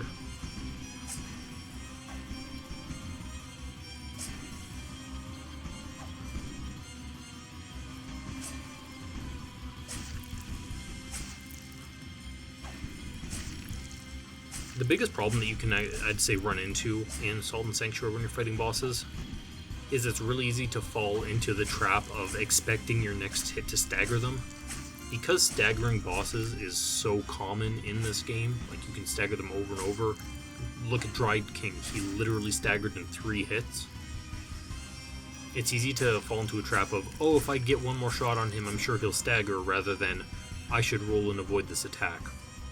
Because if he gets his shot off first, well, then you take damage. Or if for some reason he doesn't stagger, because you're not counting staggers, because why would you count staggers? You're a weirdo. That's a joke, by the way. You're not a weirdo if you count staggers.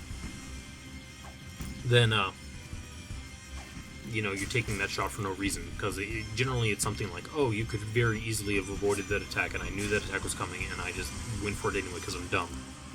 Versus, I'm just gonna avoid it, and then hit him on the return, because it's a lot easier. So yeah, we kill him. Happy, joyful. Here's where I make my first mistake. Well, first mistake. We've made a lot of mistakes. But here's the big mistake for if you're trying to play this game normally. So, you finish the Ronin Cran fight, which honestly you should be coming at it from the opposite direction, so I came from the wrong side. But I went there because I could teleport to it, so it was fine, right? I bypassed an entire area.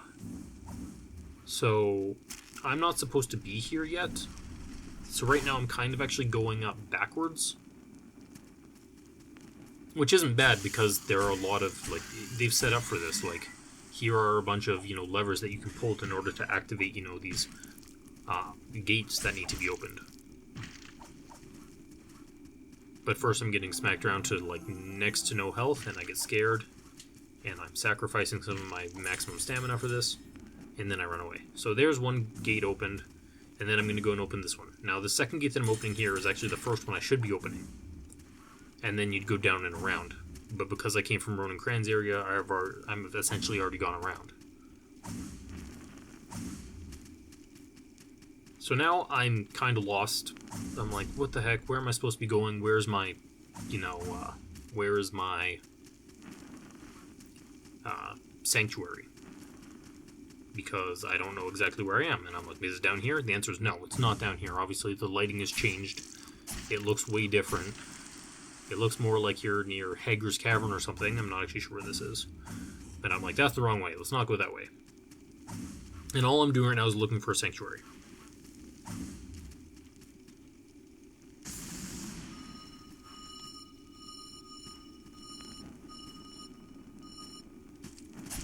And I get it, more random items that I don't need.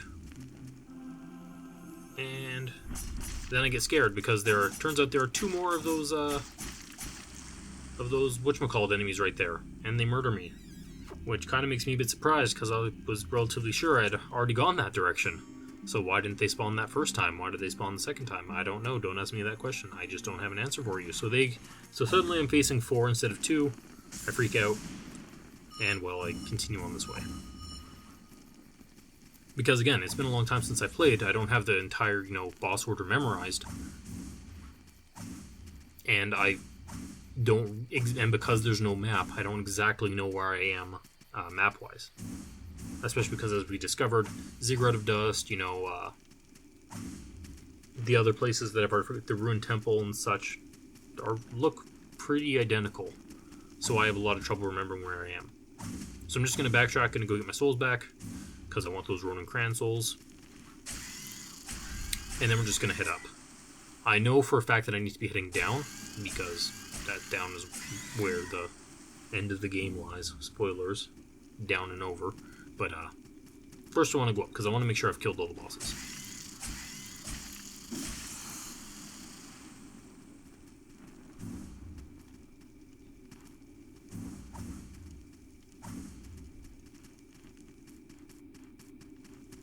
So I can see the one that killed me, because luckily they float like that.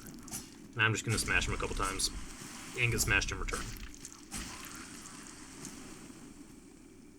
Luckily they die in 2, not a big deal. And we're going to keep climbing. And of course, almost dying. Ooh, that was really close, almost died again. Ooh, stress. And here's where my big reveal comes, and this is what ruins the dragon, that fatty guy, that NPC questline that we saw at the very beginning. Here's the Scarecrow.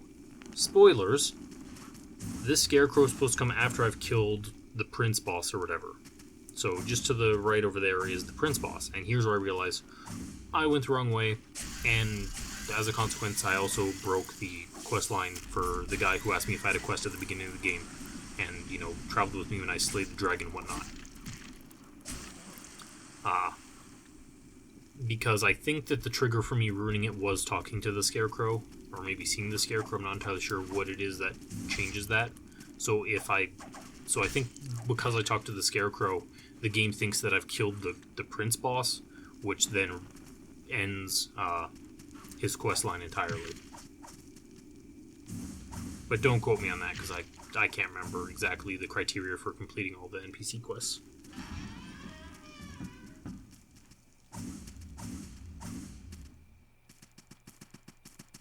But yeah, so there I go, climbing up, trying to find more shortcuts.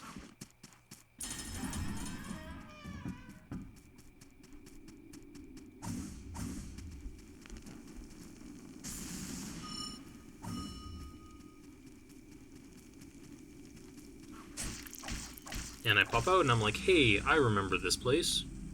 And then I die. But now I know where I am, and that's the important part. Because I remembered running through that hallway back when I was heading towards the Castle of Storms.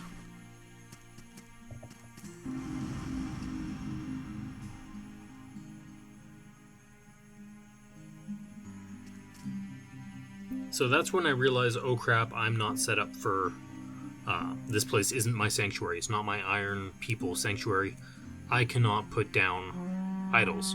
Luckily, I'd picked up a couple Warhorns, and the Warhorns let me go to, I believe, any place that has a guide. So it doesn't matter which one I pick. I can just go to a sanctuary with a guide. So, and once I'm at a place with a guide, I can then go anywhere. So we're essentially going to go all the way back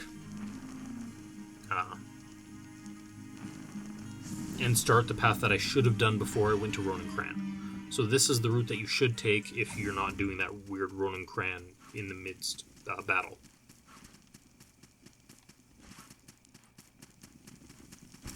So yeah, I'm like, wait, like I don't care about the souls all that much. Like, the souls are important, but I don't care about them tons. I'm more concerned with just, figuring out where I need to go. And here's pretty much where you need to go. As we're going, instead of up, which led to the Dragon King, we're going to go down. But where down, you ask? And the answer is I don't know. I'm running blind just like a lot of you.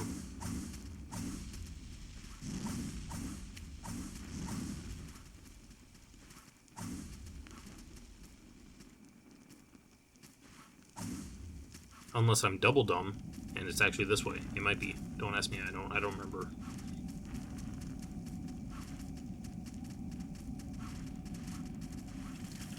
Oh yeah, through the darkened tunnel. So I must be going back for my souls then, because I'm extra dumb. I thought I didn't care about my souls, but it turns out that I did. I care more about my soul than I'd like to admit. So I'm gonna go get them. I'm sorry I lied to you. My brain can't remember every single thing that I've ever done. And that's me very nearly dying for my hubris. And what's very peculiar just about that segment right there is we know for a fact that those spawning swordsmen, they can teleport. Like, they essentially teleport behind you and swing down. Not as bad as, fully, not as bad as fully, yeah, see, there it goes, teleport behind you. Not like those skeletons that can just teleport out of nowhere, but they can still teleport. The interesting thing is that if they're right above you and they're trying to, do their swing down to just one level directly below, they can't seem to do it. They just land back on top from where they were. I thought that was interesting. But yeah, I get that stuff, and I go, okay, I have my souls, now I know where I need to go. I need to go down through the ziggurat. So we're going back to the ziggurat. And then we'll, of course, face off against the prince, and then we'll face off against the one boss that I'm going to actually use my non-upgraded starter weapon on, just because it ends up overall dealing more damage that way, because it turns out they're really resistant to slash.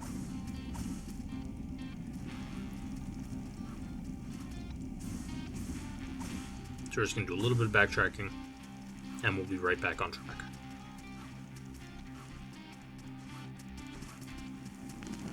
I will say individually climbing every single one of those pyramid steps is a bit of an annoyance.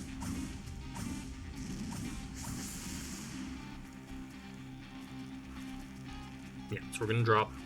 We're going to forget that there was a closed doorway there. Yep, good job me. And then we're going to go to the proper path, which is to the left.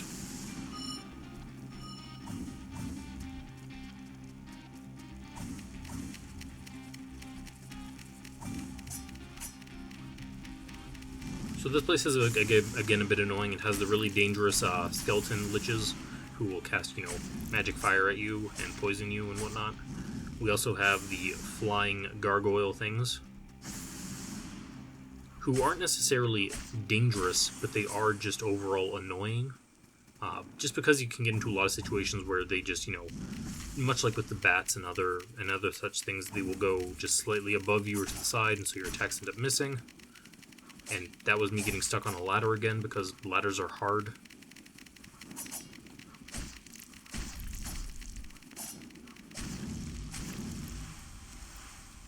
But we kill him. Dan gets stuck on the ladder again, and again, once more. Yep, good.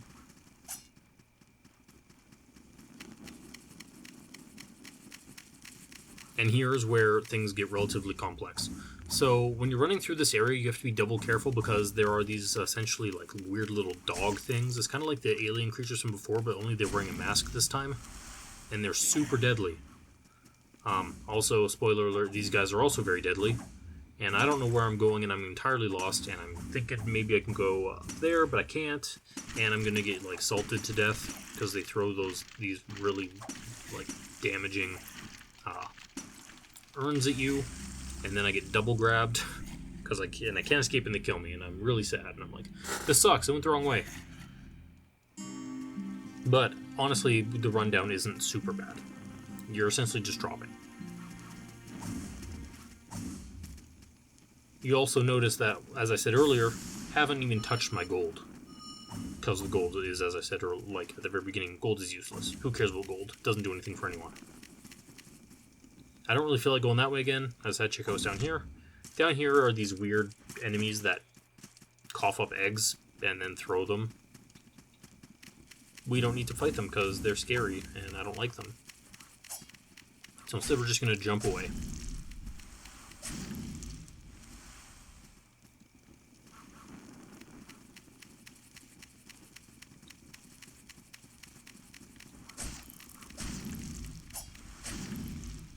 You'll notice that after I've died once, I become a lot more conservative in my play, which is fine. I don't want to lose all my souls. After all my hard work, wouldn't mind having them back. So the first thing I'm going to do is I'm actually going to run back and get my souls, and that's where I need to end up being. It's another one of those puzzles where you go upside down and whatnot in order to get your stuff.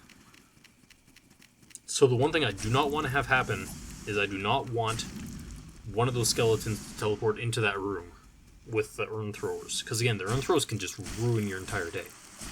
They're really weak, but they can just ruin your day. But as far as I can tell, it looks like the skeleton teleported to a different level that I can't get to. So I'm just like, okay, is this the right way? I'm pretty sure it's not the right way. Spoilers, it's not the right way. But I decided to test it out for one more time. But no, I can't get up top there. So I'm like, okay, not the right way.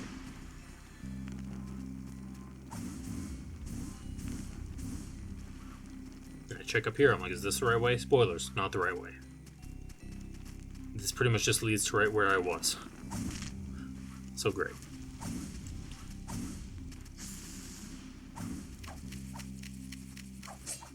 Luckily there's a pad there for me to land on because, again, getting body blocked on a ledge is very, very unfortunate, especially if you need to jump across. So I'm trying to figure out exactly what path I need to take here because I can't exactly remember where and how I'm supposed to get to places. But I feel like I remember going upside down, which, spoilers, you need to go upside down. So that's what I'm heading off to do.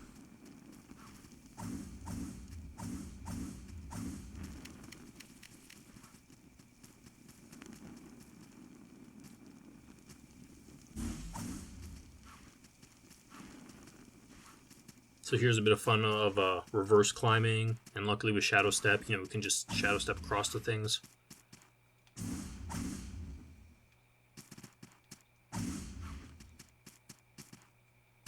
And we're going to climb through upside down, and away we go. And boom goes the dynamite. The only reason I stopped actually Shadow Stepping there, Shadow Stepping, was because it's hard to see them, but underneath there are actually a bunch more of those flying gargoyles, and I didn't want them coming after me. There's a stupid skeleton trying to poison me and do a whole bunch of other terrible things to me. And I'm like, no thank you. Please no.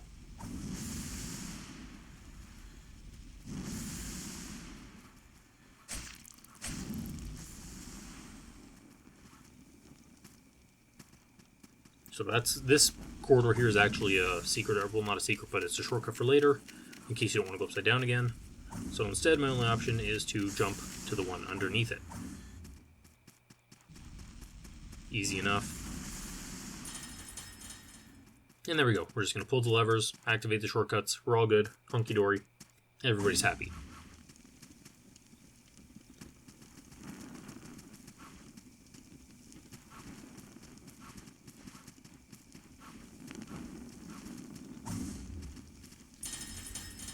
So I'm jumping around, just opening up all these shortcuts that we'd found earlier, just so I have them active in case, the worst happens and I end up dying at some point. Because there's nothing worse than, just not taking the extra 5 seconds and skipping, a shortcut, and then having the unfortunate instance of you dying, and then having to do a whole arduous run back when you really didn't need to.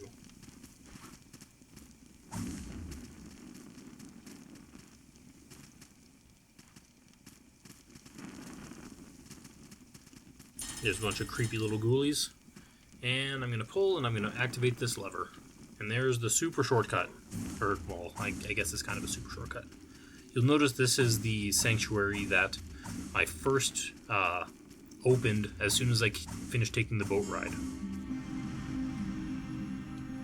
Which is a nice little, place, and I can finally use up all the salt that I got, do a couple levels before I head off and face it off against the boss.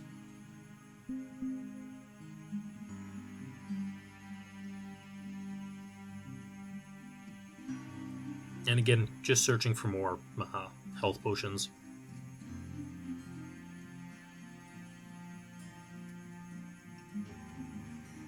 I think this is when I start going and putting the points into heavy armor, just because I can. I mean, having stamina is great.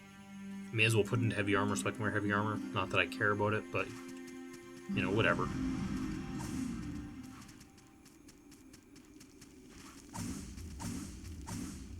So the boss we're going to face is pretty much just another big baddie. He's not that bad. He's a bit annoying just because, again, he's so big. But overall, he's not that bad. Just does a lot of, you know, really big swings at you. You can see that quite a few people have killed him. Because, again, the slow lumbering guys are you know, really easy. They only deal with, you know, physical damage and, you know, punching and crap. They're really easy to just overall deal with. So long as you're not running out of stamina, you should always be able to handle them properly. The only downside is that because he is such a big boss, it can be a bit easy to get stuck on his character model when you're trying to roll through, and if you're a little bit too slow, you can get caught in the backflow of one of his attacks.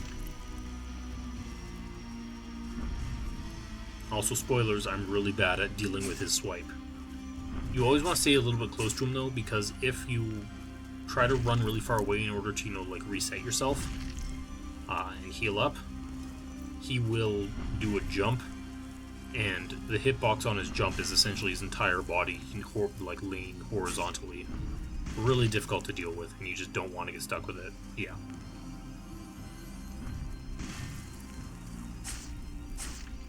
That was pure luck there. That, for some reason, my iframes were just perfect on that slam, so I didn't take any damage. Pure luck.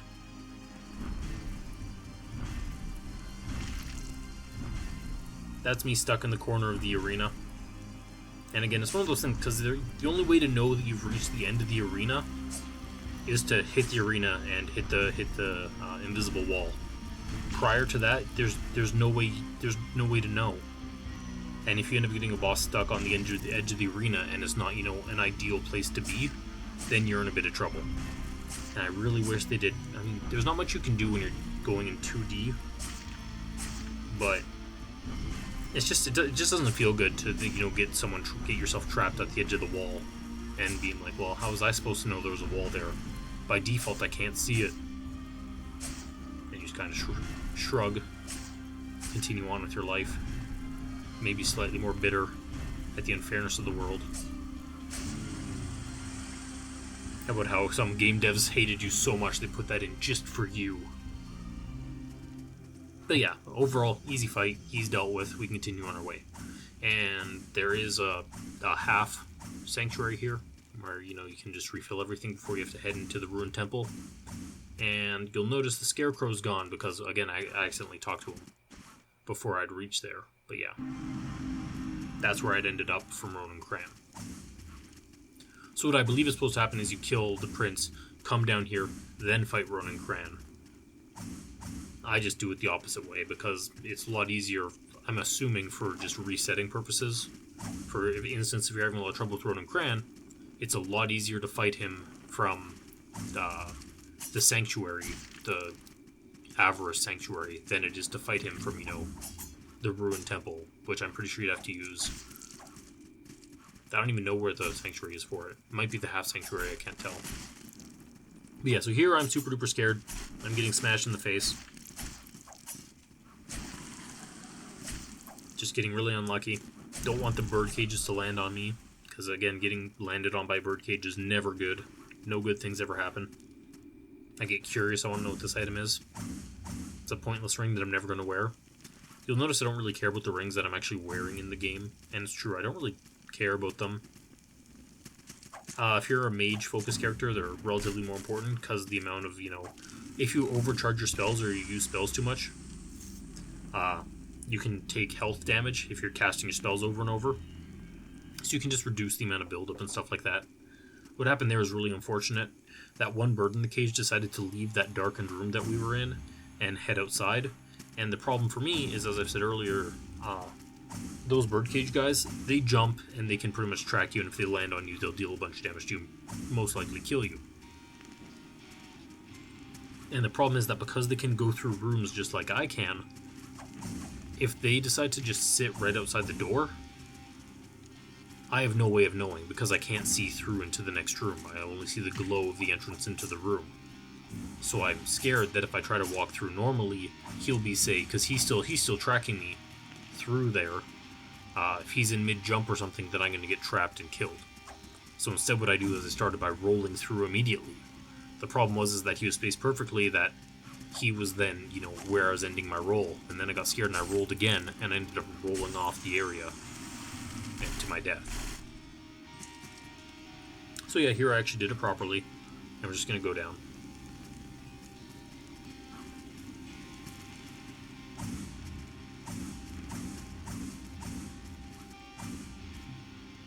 And we find a sanctuary. So I guess if you're going to do Ronin Cran, you'd want to go from this sanctuary over here.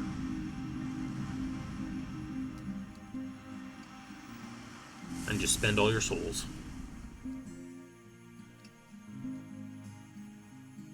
Or, again, I'm really bad at 2D level design. It's possible that you're forced to face the Coveted before you'd face Ronin Cran then. I'm not sure. Don't quote me on any of that.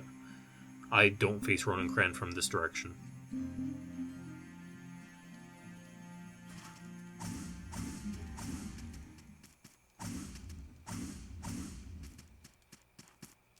Yeah, so here's more just the pitchwoods. Again, we're not dealing with pitchwoods. And we're going to go head to the Coveted.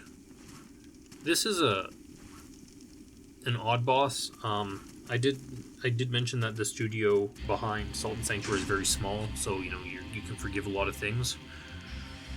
The problem with this boss is that it's very, very easy to just accidentally glitch it. It's very easy when you face off against this boss. The only thing you can hit to actually deal damage to it is this hammer. And it can be very easy to get them out of your view range in such a way that one of the ghosts will never attack you.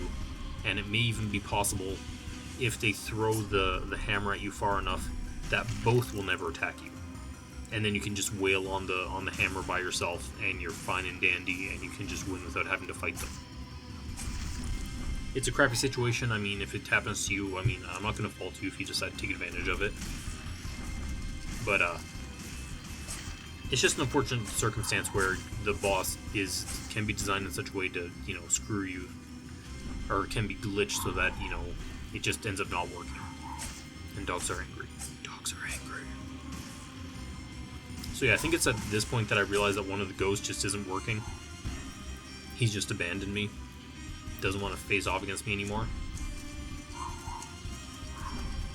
Wow, dog's so angry. And it doesn't matter anyway because spoilers, I die. Spoilers! And that's when I realize I don't want to face off against this, I don't want to face off against them with my current weapon because, why is a giant, axe hammer thing immune to slashing damage? Why would that happen? Haven't you ever hit metal with a sword before? It does tons of damage. It hits them in the weak point for massive damage. But yeah, so I just end up dying. And then I'm going to swap to my original weapon, which isn't upgraded in any way. And I'll go face them again. I don't even know where that second ghost went to. It's disappeared entirely. So yeah, we're just going to swap weapons and try again, and I'll be dealing a lot more damage. Again, the one nice thing is with Sodden Sanctuary is that it's relatively easy to change your weapons, which is kind of a way of saying, especially on New Game, that your weapon upgrades don't matter. Also, it's entirely possible that I didn't change my weapon yet and I die again. I can't remember, but yeah, I'm gonna die again. Spoilers. But whereas in Dark Souls, because weapon damage is so important, it's easy to end up in a situation where you would get stuck with a weapon, and because you put all your upgrade materials into it, you just can't upgrade it anymore. The point where I'm at is I'm at the point where I'm nearing the end of the game, but my weapon is still at a +3, something like that, and it maxes at +7, I believe, something like that. I can't remember entirely. But I'm sitting here and I'm getting to the point where I'm like, I've been playing the game for a really long time with my +3. Why haven't I found any items for +4 or +5? which is the Lord's Orders or Lord's Ashes or something. And the answer is, well, I get them later. But it also means that for a lot of these items, rather than upgrading the weapon to deal more damage, which is obviously important, what can be equally as important when facing a boss is the type of damage that you're dealing. So in this case, I want to be doing a bunch of blunt damage. The slashing damage is doing next to nothing. Literally the amount of damage I'm doing is next to nothing. And I just want... And here I am, what I'm doing here is I don't have any upgrade materials because I don't have any locks of hair or anything. So I'm looking at through these idols trying to be like, do any of these guys, are these guys sellers of that stuff? And as far as I can recall, the answer is no. I don't actually know if possible that they are, but I can't remember. And I was like, screw it, I'll go with my, just plain Jane old start of the game with this weapon and go on my merry way. And it's going to turn out fine.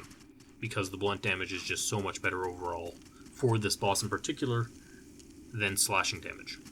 Which, when I did my first playthrough and I put everything into hammer damage, and as I said, got to the Witch of the Lake, who was pretty much immune to blunt damage and was doing next to nothing with literally the strongest, two-handed hammer in the game, and was doing nothing, I just got really sad. And I was like, why? Why, God?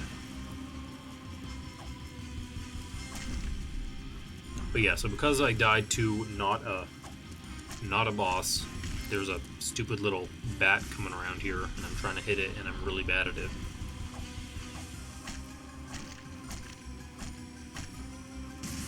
But yeah, you already see I'm dealing so much more damage. It's not even funny.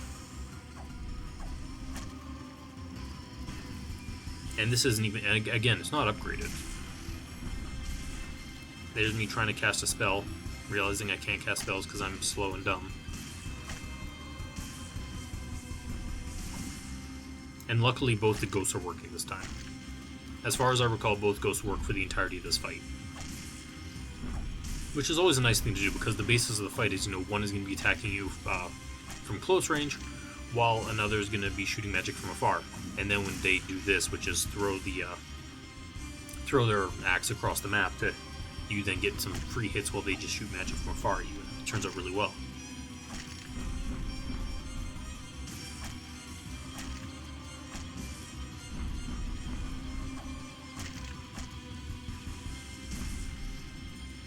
And of course, the other hard part for me especially is I'm so used to hitting the bodies that I spend a lot of time, looking to try to hit the ghost, forgetting that I need to be hitting the axe itself and not the ghost body.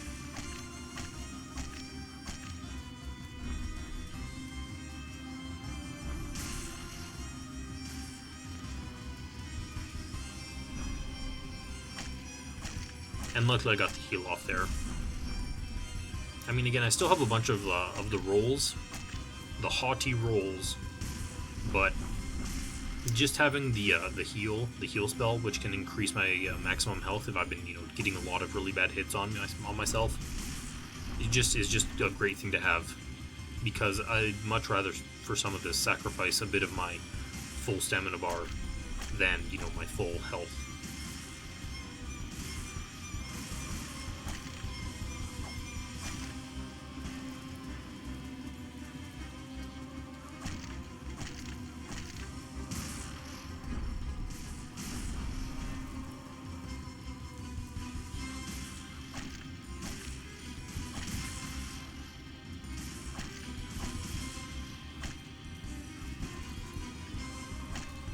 So this fight would be a lot faster if I just had, an upgraded blunt weapon. And I wouldn't put it past people if, you're going melee of some sort, to use two different types have two weapons going at once.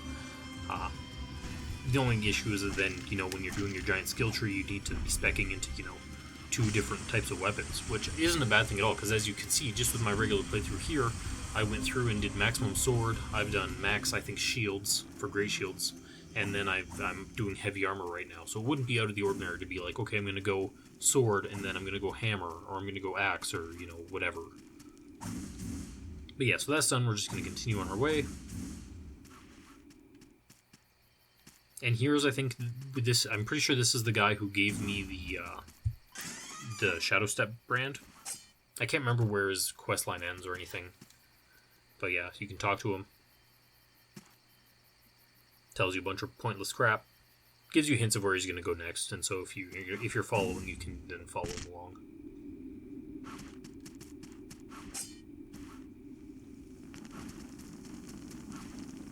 And then we're going to lose all of our coveted souls. Salt souls. Same thing. We all know it's souls. Let's be honest. We all know who did it first and what it really is. So just don't blame me if I call it something else. But yeah, so if you'd completed the Are You on a Quest guy's journey, he ends up there, I'm pretty sure. And then you can talk to him and he'll give you the item. So, remember way back in the day when I saw those pitchwood areas that you had to, jump around with the shadow step? Also, there's me accidentally jumping up the stairs, like up through the stairs onto a platform, which is really odd. But, all of that ends up being pretty much irrelevant and pointless, because it all ends up connecting right here, near the very bottom, and you end up in the pitchwoods anyway. Which is arguably the most garbage area in the entire game. It's a bunch of, jumping puzzle stuff, which isn't bad in and of itself, but the enemy below is just hot garbage. Like, there's no reason for it. These unicorns are the worst. If you have, all the health in the world, if you have all the armor in the world, if they hit you, you're pretty much one shot. No matter what you do, you're just going to give you one shot. Now, here I'm opening up a passageway. It opens from both sides, so you can't run through unless you've been to both sides beforehand. And there's a drop right there. That drop leads to the only, I think, free open high-end weapon upgrade that they have in the entire game. It's the one that I got from the Unspeakable Deep at the very beginning. The only free-floating one that you can get in-game that's just sitting on the ground is right there, if I recall correctly. And it's a difficult area to do. You have to be looking down a lot. You need to have your torches available, and you do a couple of leap of faith drops. It's very easy to screw them up and die. So it's pretty difficult. But yeah, this area here it just sucks. You need to climb up and over a bunch of crap. And yeah, there it is. I got impaled. Doesn't matter what my health was. Doesn't matter how much armor I was wearing. Doesn't matter what I was doing. If I had gotten hit by that, you just get one shot. He will just take away all of your health. There's nothing you can do about it. Now, I have no desire whatsoever to fight those unicorns. I tried to my first playthrough and I eventually killed them, obviously. But they're not fun to fight against. They can just, out of nowhere, turn around and one-shot you. So I just give up on that salt. I'm like, that salt, it's gone forever. Don't care about getting it back. Just want to get through this and fight Carsejaw.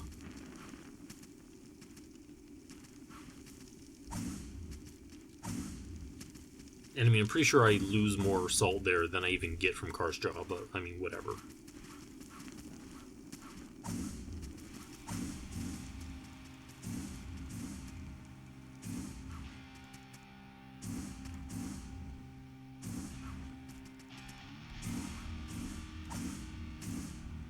So this is just a constant platforming attempt.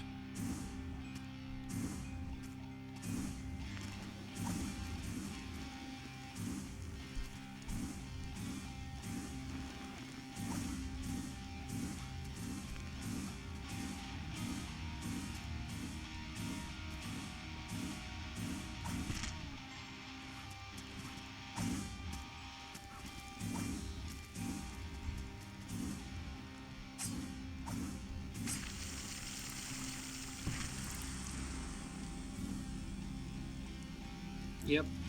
Stabbed again. And all that salt's gone for good.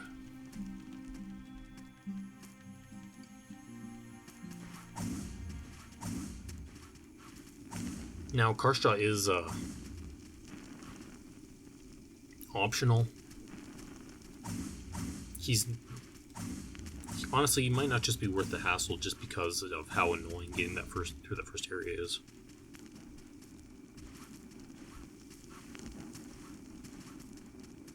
Also, I think I lied earlier about the quest guy.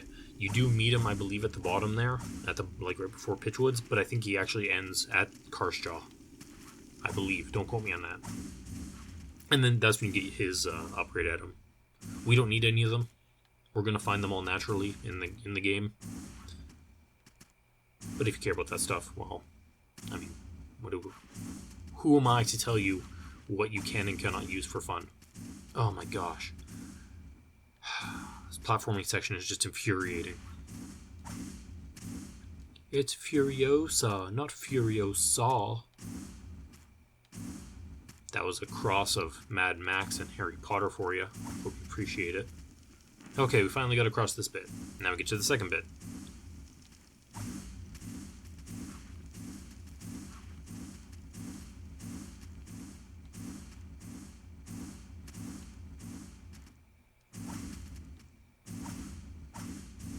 Come on. Oh my gosh.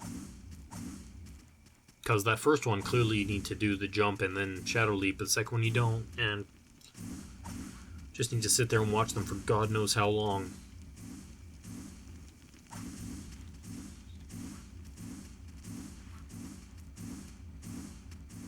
Luckily, you only really have to, for all bosses, you only have to do this once, and then you're done with it, and you can just continue on your merry way like nothing ever happened.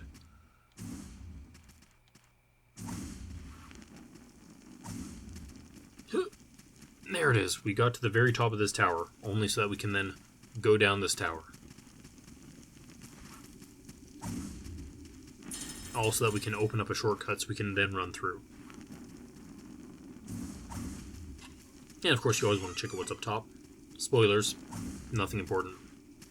There's so many sets of armor in this game, and it's just... the inventory management in this game is not great. On my main, as I told you, I've picked up so many items over time that I have too many, and it just, crashes everything. So, when I'm doing that, I go through, my armor sets, and what I want to see that to keep, one armor set from each, or one of each armor set in the game. And also you can see Carsejaw there. A lot of people have killed him. He's not super hard. He's very interesting as a fight, just not super hard. But that's his best attack right there, where he summons, swords out of the ground. But in, like, for example, Dark Souls, and Dark Souls inventory management isn't great either. I'm not a big fan of it either. But if I have 3 of the same armor set's helmet, for instance, they will all be listed one after the other, so I can see at the very least that I have 3. In Sultan Sanctuary, they do not do that as far as I'm aware. So I can find, one helmet for an armor set at, the top, and then I'll find another one 3/4 of the way down. Now, they do generally keep, an armor set together. So if I pick up, 4 items at one time for an armor set, they'll all be there at the same time. But they just don't list them all together. So if I come through again in another playthrough and get that exact same 4-set armor piece, it'll be way further down the list. So it becomes really hard to, keep track of what armor sets you have and don't have, and eventually I just gave up, because I'm like, this is a hassle. I'm playing naked anyway, I don't give a crap. So hopefully if they make a sequel, they will at least improve on inventory management. But for some reason that's a difficult thing for all Souls-like games that I've played. Minus, I guess, like Sekiro, because you don't have armor. Yeah, also when I'm running past there, those are actually enemies. They're like donkey enemies on stakes, and they'll like pogo jump after you. But if you just go past them fast enough, they don't aggro. But they're very dangerous too. This whole area is just dangerous and annoying enemies. So here I'm pretty much stuck. I could have, horned away, used a war horn or whatever it's called. But instead I'll try my luck, just try to run away from all the unicorns, the duck unicorn things. And if I lose my souls, I'll lose my souls, because it's just not worth it. Especially because, as I've said, once you kill them, or once they kill you, they become stronger. So here we're at Salmon Lake, which is arguably the hardest boss in the entire game. I would say it's the hardest boss in the game because it's kind of the most unfair boss. Not unfair, most RNG dependent boss in the entire game. Which makes a lot of people really upset when you go and, you feel like you're doing a good job fighting against her, and then she just turns around and one-shots you. So the way this is going to end up working, for me especially, is... well, first I'm going to run over here, and remember I just told you about that double shortcut? Here's where it connects to. I think to open that door there, you actually have to go down to the Dark Abyss area, and then you might be able to get out that way. Don't quote me on that, I can't remember entirely. But here I just opened up the other way. So now it's a full connecting passage from Pitchwoods to Siam Lake. Not that I'm going to use it, but at least it's there. But the Witch is a flying enemy, and much like when we fought the Dragon Wyrm, flying enemies can be unfair. It's easy for them to get caught. Like the Dragon Wyrm, you could accidentally screw up your camera and have it happen that way. The problem with the Witch is that it's very easy for the Witch to... also, we got the upgrade materials for my sword, so I'm going to max out my sword. But it's very easy for the Witch to fly outside of your current screen. And if you're doubly unlucky, she will fly outside of the invisible wall that blocks the arena. And if she starts doing attacks from outside of the arena, you can just instantly lose. Likewise, she has some series of attacks that she can do in sequence that can screw you over. For instance, she does an orb that shoots homing beacons, or like homing lines of red death, essentially, at you. And if you get doubly unlucky, even if you manage to dodge all of the homing death rays, if she follows up with, say, her machine gun, you can just instantly die to that because it's going to fly across the screen and there's like 30 projectiles. Which is why for a lot of people it becomes a better situation to just bite the bullet and get the Ashen Effigy, and when you see her do one of those attacks where, if you get unlucky with RNG and she can just outright kill you straight off the bat, it's just better to take out your shield and just tank it.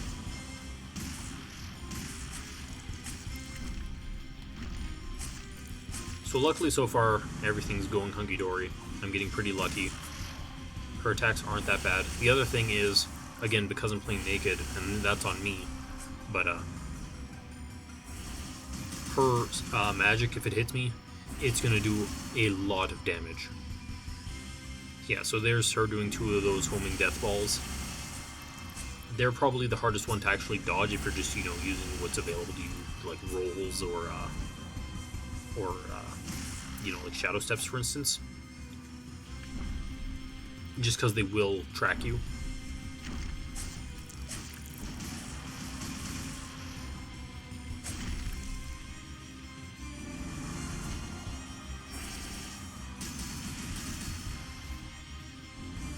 And they will pretty much follow you almost entirely across the map.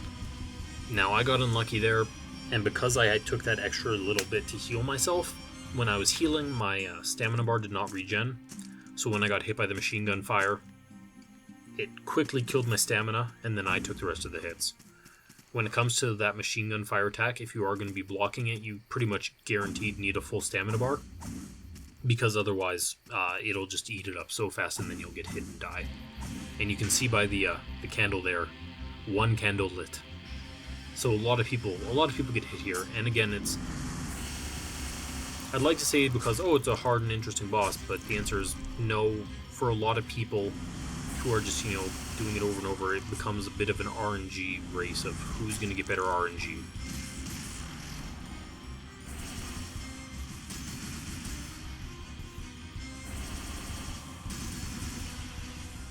See, like, as you can see, she was off my screen there, but she was still casting all of her spells. Now, it wasn't the worst situation, because the worst situation is if she starts doing that and, she's outside the arena.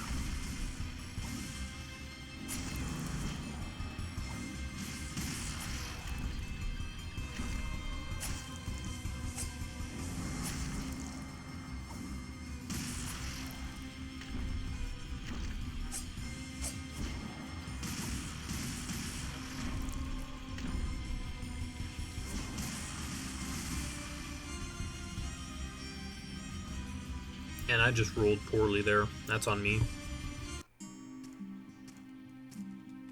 I tried to roll through because I thought that the invisible wall of the arena was really close on my right. I should have just either shielded up or just moved to the right more to try to avoid that initial bit, but rolling through her sudden spawning of, little balls of death was a bad idea on my part. Because, yeah, anything of hers that's going to touch me is going to just melt my health away to nothing. That double swing attack there is probably one of the best ones she can do, just because usually if she's doing it, she's close down to the ground, so I don't have to worry about jumping to hit her either. Followed, of course, closely by the machine gun. See, a lot of those strikes there maybe should have hit her, depending on how they've designed the hitbox, because I thought I was going through her, her bottom self, but clearly not.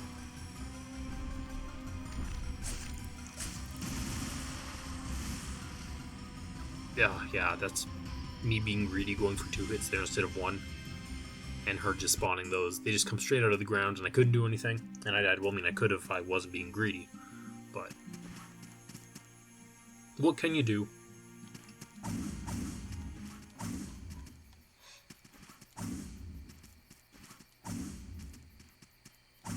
Again, I'm semi-prepared, so you can notice that I'm getting her down to, a third of her health every time. And that's just because she's weak to slashing damage, but if you were someone like when I did my first playthrough, for instance, where I went full hammer because I wanted to just hit people with a really big and really slow weapon, then I was just straight in trouble. The amount of damage I was doing to her was nothing, and I could only do, because the weapon was so slow, 1 swing per round. I couldn't survive that.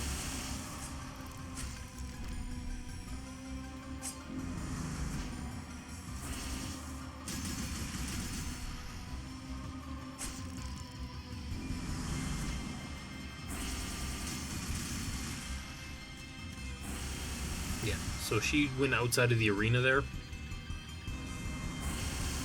So even if I wanted to follow her to try to, maybe get behind her for a machine gun attack, there's no way I could have because I hit the edge of the arena. And if you aren't aware of hitting the edge of the arena, that's when you can get screwed, because for, when you're playing this, her doing her machine gun attack, if you're close to her, is one of the best attacks you can get on her, because you can just roll behind her and then hit her, 3-4 times in a row, and it's essentially free damage. But if you aren't aware that you've reached the edge of the arena, that was her death blow, her things. But if you haven't realized that you're at the edge of the arena, you try to do that, realize you can't progress any further, and then you're just trapped in the open and you can't do anything.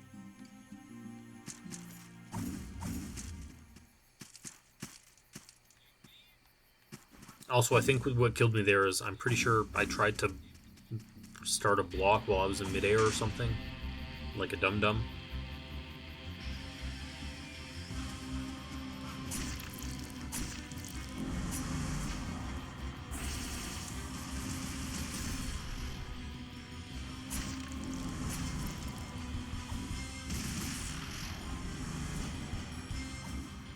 Ouch.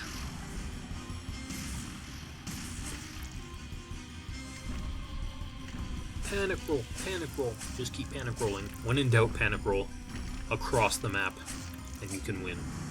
That's a lie. Don't panic roll.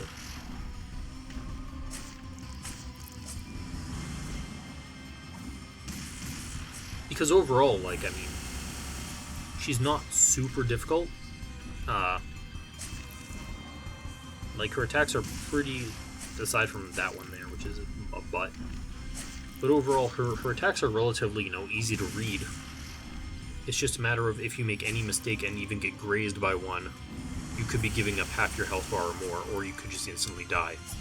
And it just doesn't feel good to make a single mistake and then it to just be over. And even if you are wearing armor, it's not necessarily the case that, that little bit of armor is going to save you from anything.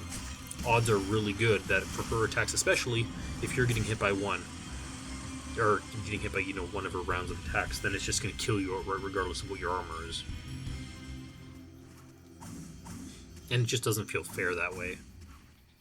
Because a lot of Souls game isn't, one shot you're dead. It's more along the lines of, we'll hit you, but any attack that's hitting you should give you enough chance to be able to, if you're good, and when I say good, I mean, competent, roll away or back off and recover. And so long as you have, items left to recover with, then you should be fine. Whereas with the Witch, it's, yeah, you got hit by the machine gun, you're dead. oh, you got caught in a bad position by that, death ray ball that shoots out, 50 freaking death rays, you're dead. Oh, sorry, you were too close to me when I suddenly summoned, those little black balls from beneath me, you're dead.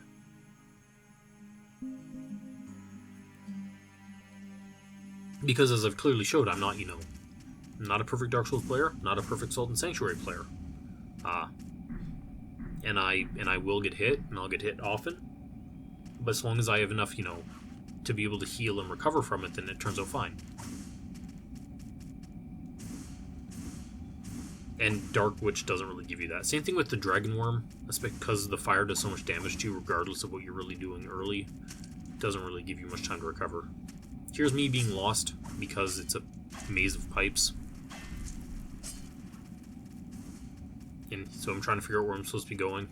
And then I realize I'm supposed to climb up. Then it turns out that that eyeball is better at jumping than I am.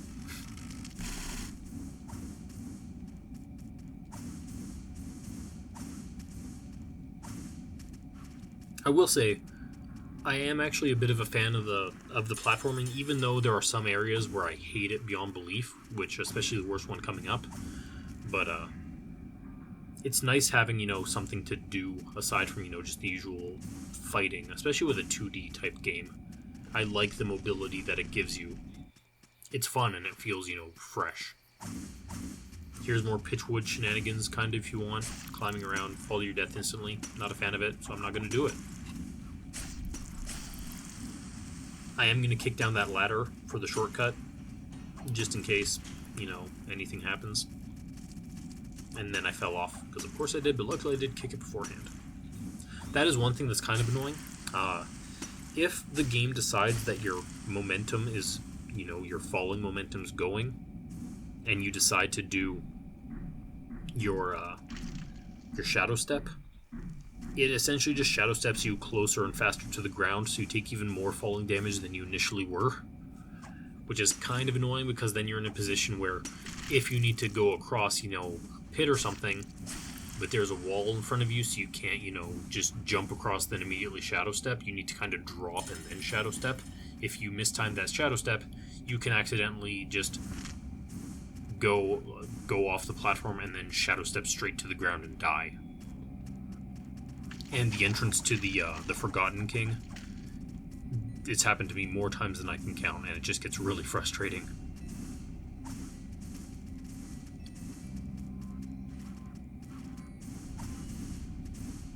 Again, there's so many paths here, and I'm super lost. But we do only have 4 bosses left, I think, in the entire game. So that's not bad. One of which is an optional boss. Yeah. So that's where I want to be. I want to be over there. I will say it's really nice with with just being able to wall jump and stuff like that. I don't need to be perfect with disappearing platforms. I can just stick to a wall and wait. But yes, we're down. Now we're going to go across and we're going to face the judge. The Unskinned. But I can't remember what the name of the other one is. Unless they're just both the Unskinned. I thought that the other one had another name, but maybe not. Maybe I'm wrong. Could be possible. So, strategy for this boss. Kill the big guy first. It's relatively easy to separate them. You pretty much just run to the other end of the arena and that guy will generally come charging after you. Whereas the floating mage is slow and a floating mage. He attacks slowly. He's relatively easy to stagger. The mage doesn't have too many damaging attacks. Like, it just shot a ball of light. The main problem with that boss is that she summons essentially, yeah, right there, traps, I guess you could call them. Whereas if you touch them while they're there, they'll just damage you. So they're essentially just, like traps. It is what they are. They're light traps.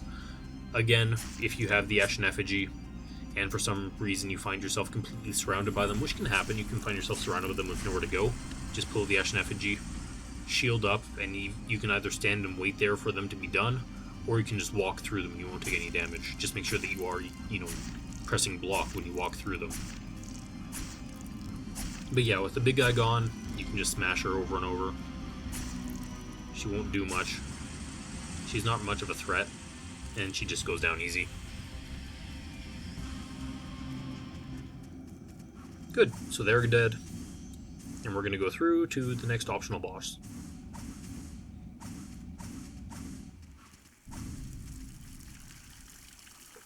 The Crypt of Dead Gods, and we're seeing our good friend the Scarecrow once again. Tells you survival or dominion. Endings don't really matter. I choose dominion because no one tells me what to do.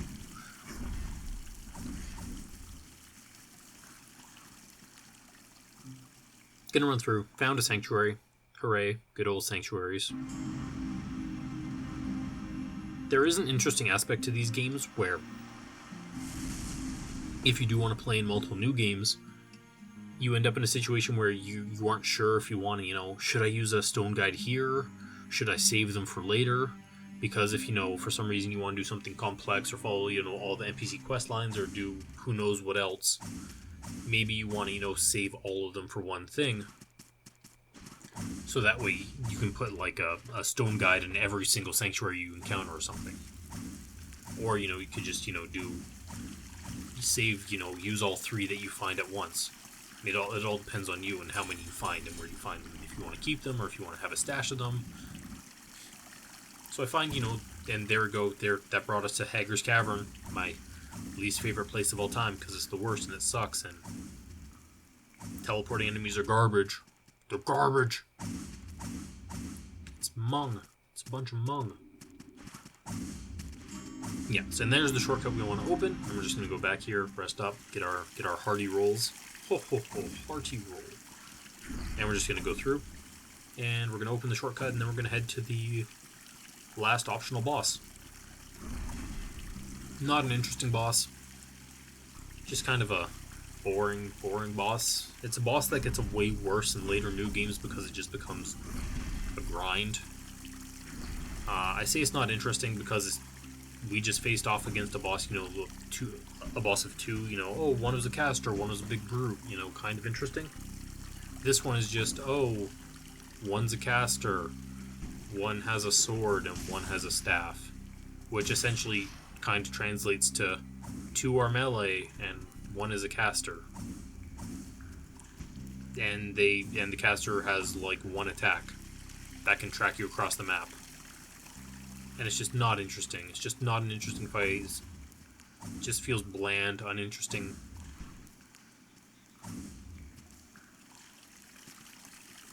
Also, don't mind me, I'm super lost right now, trying to figure out where I'm supposed to go.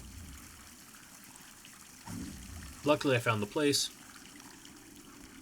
I will say I've died a couple times there.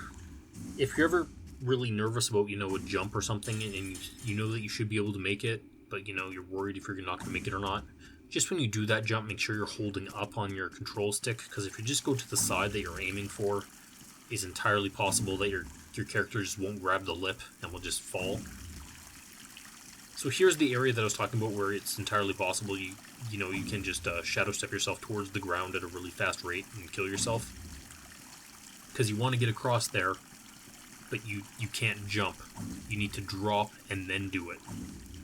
The problem is that if your downward momentum becomes too fast, and the game will think that you're already in free fall, and so it won't try to save you by letting you jump horizontally. It'll just go diagonally down towards the ground. And so I've had many instances where I've been trying to get across to that opening, and instead of, just doing my shadow step across, I instead shadow step down to the ground and die. And just, that's the main place in the game where I hate the way the game works for that. Because it just feels unfair at that point. And it gets doubly annoying because any soul salt that you had goes into a bat, and chances are really good that the bat will spawn against the wall. And of course, because you're against that right-hand wall, the bat is essentially outside of the game map, and then if you're lucky, he'll fly in so that you can kill him. but it's also entirely likely they can fly away and you'll never see that salt again. So yeah, here's, the Forgotten King fight. As I said, one's a flyer and then two are essentially melee. The caster only casts that one spell. We have the effigy shield, we can just block it all day long. So pretty much the entire idea for this fight, aside from getting hit by every single one of those, is sit here, wait for everyone to be together, and then you run to the complete opposite side of the arena. And then because the caster is the fastest, you wait for the caster to show up, and then you hit the caster. And then when the other two catch up, you run to the other side of the map. Repeat until the caster is dead. Not super interesting, I know.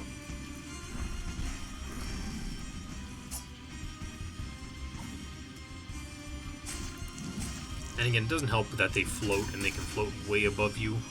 So if you're really unlucky, they can just be outside of your attack range for who knows how long. So yeah, so the caster's dead, and now we can just focus on these guys. They're not that bad either. Honestly, the kick attack that guy does is the hardest one to deal with, just because it happens so quickly, it's hard to respond to it. But if they ever jump at you, it's pretty much just free real estate. Just smash them. Easy. They don't deal tons of damage. They're slow. Minus the kick, of course. But yeah, and then you can just tank the fight. It's relatively easy to stagger them. They can't do tons to you. It's an ugly fight. But yeah, there the Staff King is dead, and now we're just on the Knight.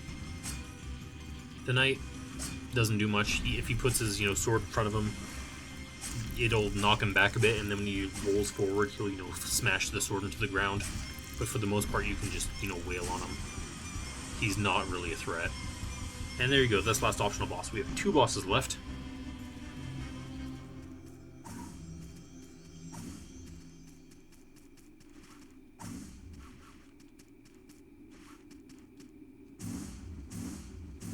And first we just need to climb out of here.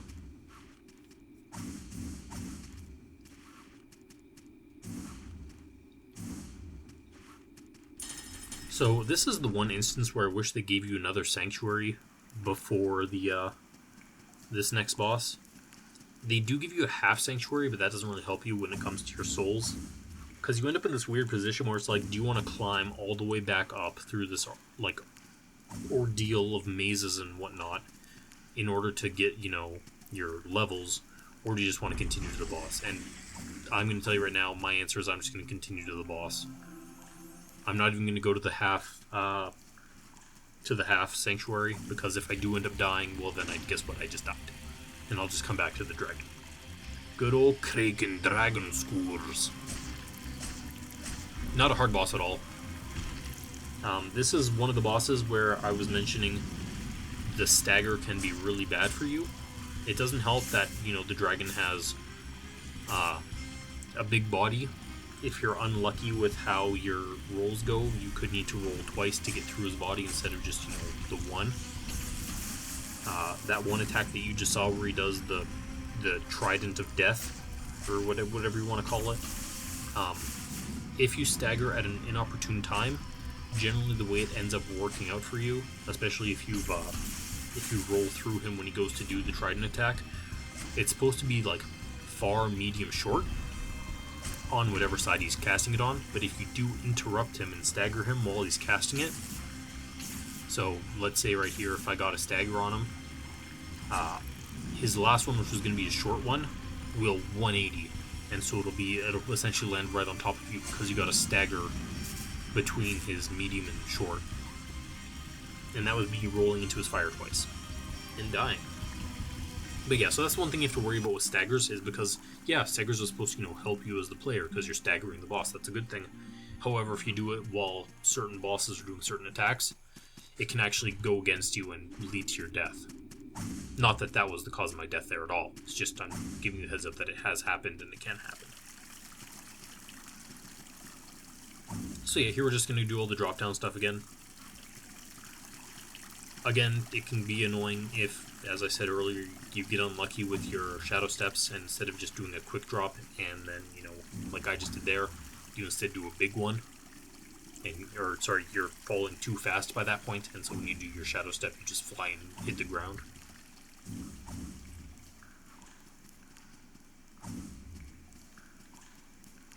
But yeah, we're just jumping across all the way through. I think that down there might be where the half shrine is. I can't remember where the half shrine is. I never use it, so I never bothered to learn where it is. But once again, we're back to Kraekan Skourzh.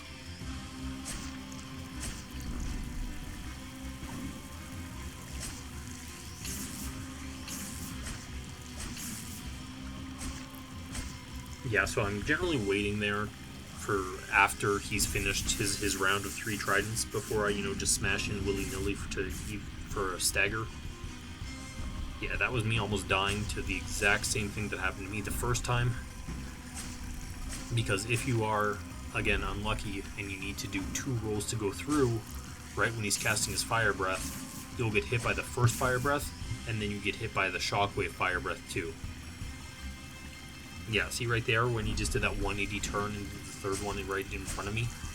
That's what you have to watch out for. I don't know if that's by design or if that's just, accidental. I thought I might have been able to get far enough away for the fire to not hit me there, but of course I was wrong. But that's okay. So long as it doesn't kill you, you're fine. The problem is that fire does a lot of damage and I very nearly died. But the overall, the Kraekan Cyclops doesn't do very much damage.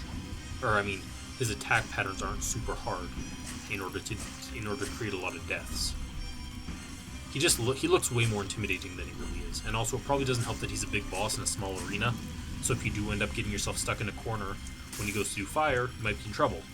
Which, luckily for us, once again, effigy shield. Doesn't block all fire damage, but it blocks a heck of a lot of it.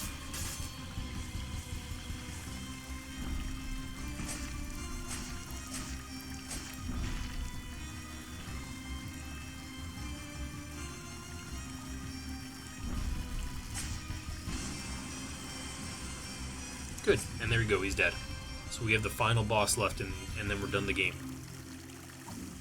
Also, the one thing that I find really irksome. That sanctuary that we came from at the Crypt of the Dead Gods is the last sanctuary in the entire game. There is no sanctuary for you to spend your souls, to spend your salt before, after that point. They only give you, before the last boss, a half sanctuary, which is the biggest load of crap I've ever heard in my life. Why is it only a half sanctuary? Are you saying that you want your players to then run all the way back up to the top there and do all that huge climb just so they can spend their souls from Kraekan Skourzh before the last boss? Obviously that's what they're saying, but would it harm the player in any way to give them a full sanctuary here? The answer is no. There is no harm in giving them a full sanctuary, but they don't do it, and I don't know why, and it's really annoying. Because as you see here, I'm now at the point where I'm like, I don't want to lose all my salt. I'm gonna grab these last levels for the last boss, because again, it's the last boss. After the last boss, if you just want to play the game once and be done with it, you're never gonna come back. You're never gonna use those souls, and it's just, are these souls now pointless? Are they irrelevant? If you're really good at the game, for instance, or something, and you kill the Forgotten King, and then you kill Kraekan Skourzh, and then you go up against the last boss, is that 2 bosses worth of salt that you're just never going to use and you're just going to throw into the garbage? And you want to be like, well, no, but this run back is so freaking annoying and pointless. But it's the last one you have where you can actually do anything, and because it's a half shrine at the last boss, you can't use a stone guide to go back to it. So there's no way that you can do anything productive with it, and it's just, it baffles me. I don't know what the reasoning for it was. Also, I'm gonna say it's hot garbage that you're forced to start the final boss fight by taking damage, or at least I've never found a way to not take damage. Again, do they just feel like being dicks? Do the devs just want to be a-holes to you? Maybe they hate you. I don't know. But I just don't understand the reasoning for doing that. Like, can you imagine if you just were going to start your final boss fight and there's like, oh yeah, we're just going to take 10% of your health off right off the bat, right from the beginning. Go, have fun. So yeah, I am going to go to the half shrine here, because obviously if I'm going to die to the final boss, I want to be able to spawn somewhere closer than, you know, all the way back at the Crypt of the Dead Gods. Now, here's the issue. You can only look your camera down a little bit by holding down on the control stick. You can only look down a little bit, and with the amount that you can look down, I cannot see the platforms below me. So I was kind of guessing where it was, and I just missed it, and I fell to my death. And it's like, great. Why is it suddenly important for them to hide where the platforms are for this platforming section where you need to go down? Why are they hiding them?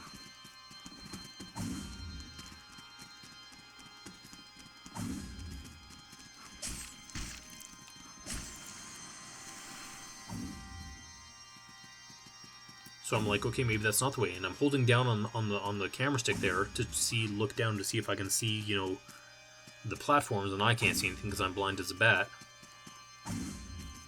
And I mean, I think that was a platform there, but I'm looking and I'm like, where is this? Where was it again? And no, I went right between the middle of two of them right there again, and I die. And it's why can't I see them? I don't know.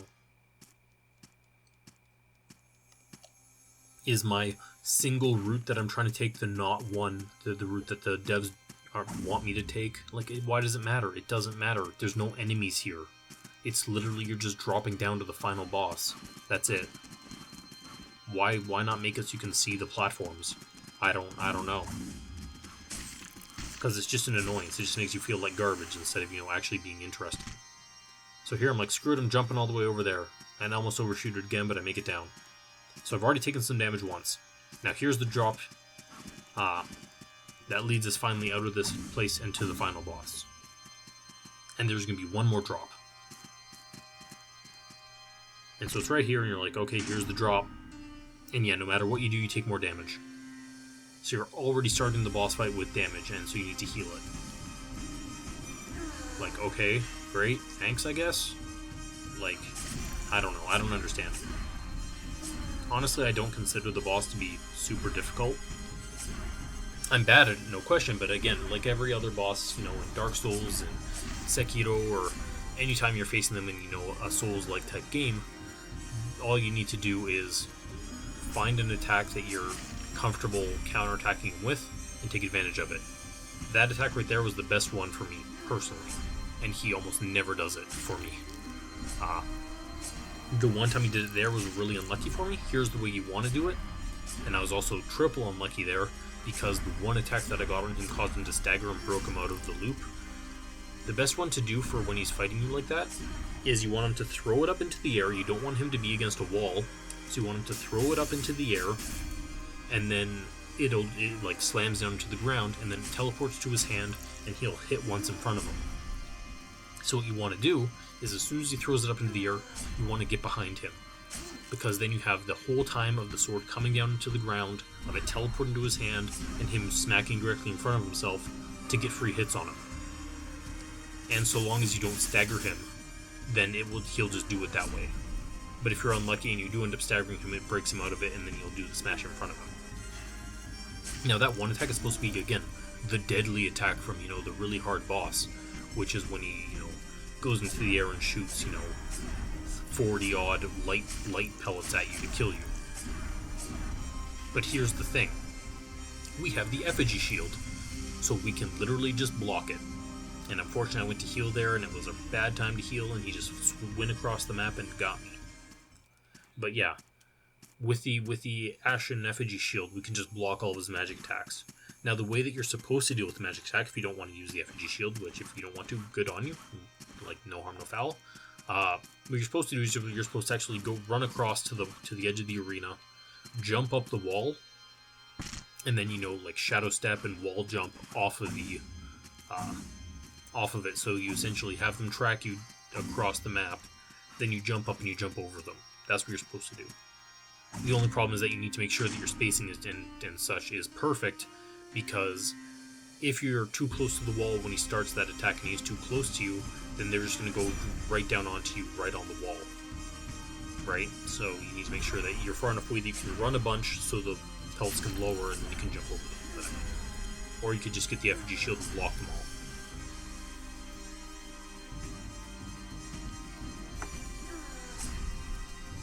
So we're back at the fight. You can see that I'm trying to keep my spacing in such a way that I want him to throw his sword at me.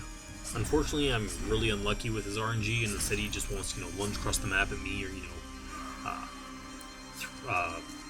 do his lightning attacks at me, which, that's fine. Because he does have other openings, it's just going to make it a longer fight, because I can't get, the consistent, 5 hits on him.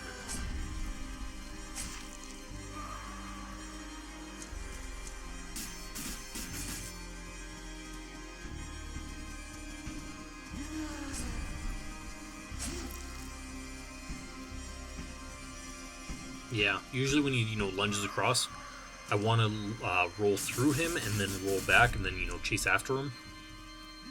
Because at least by doing it that way, I can, get at least one hit on him.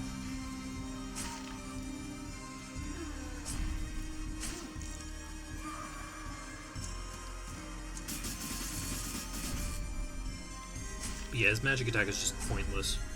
Completely pointless with the effigy shield. And even his follow-up, because it has 100% physical damage reduction as well, even when he comes in afterwards with a follow-up lunge, you're safe. Like, you don't have to worry. I consider this, as final bosses go, it's rather uninteresting. Even if I wasn't using, the effigy shield, it's a rather uninteresting fight.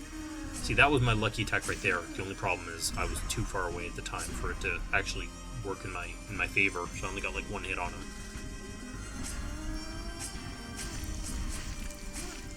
Yeah, that's the one you want. Got a good 4 solid hits on him there.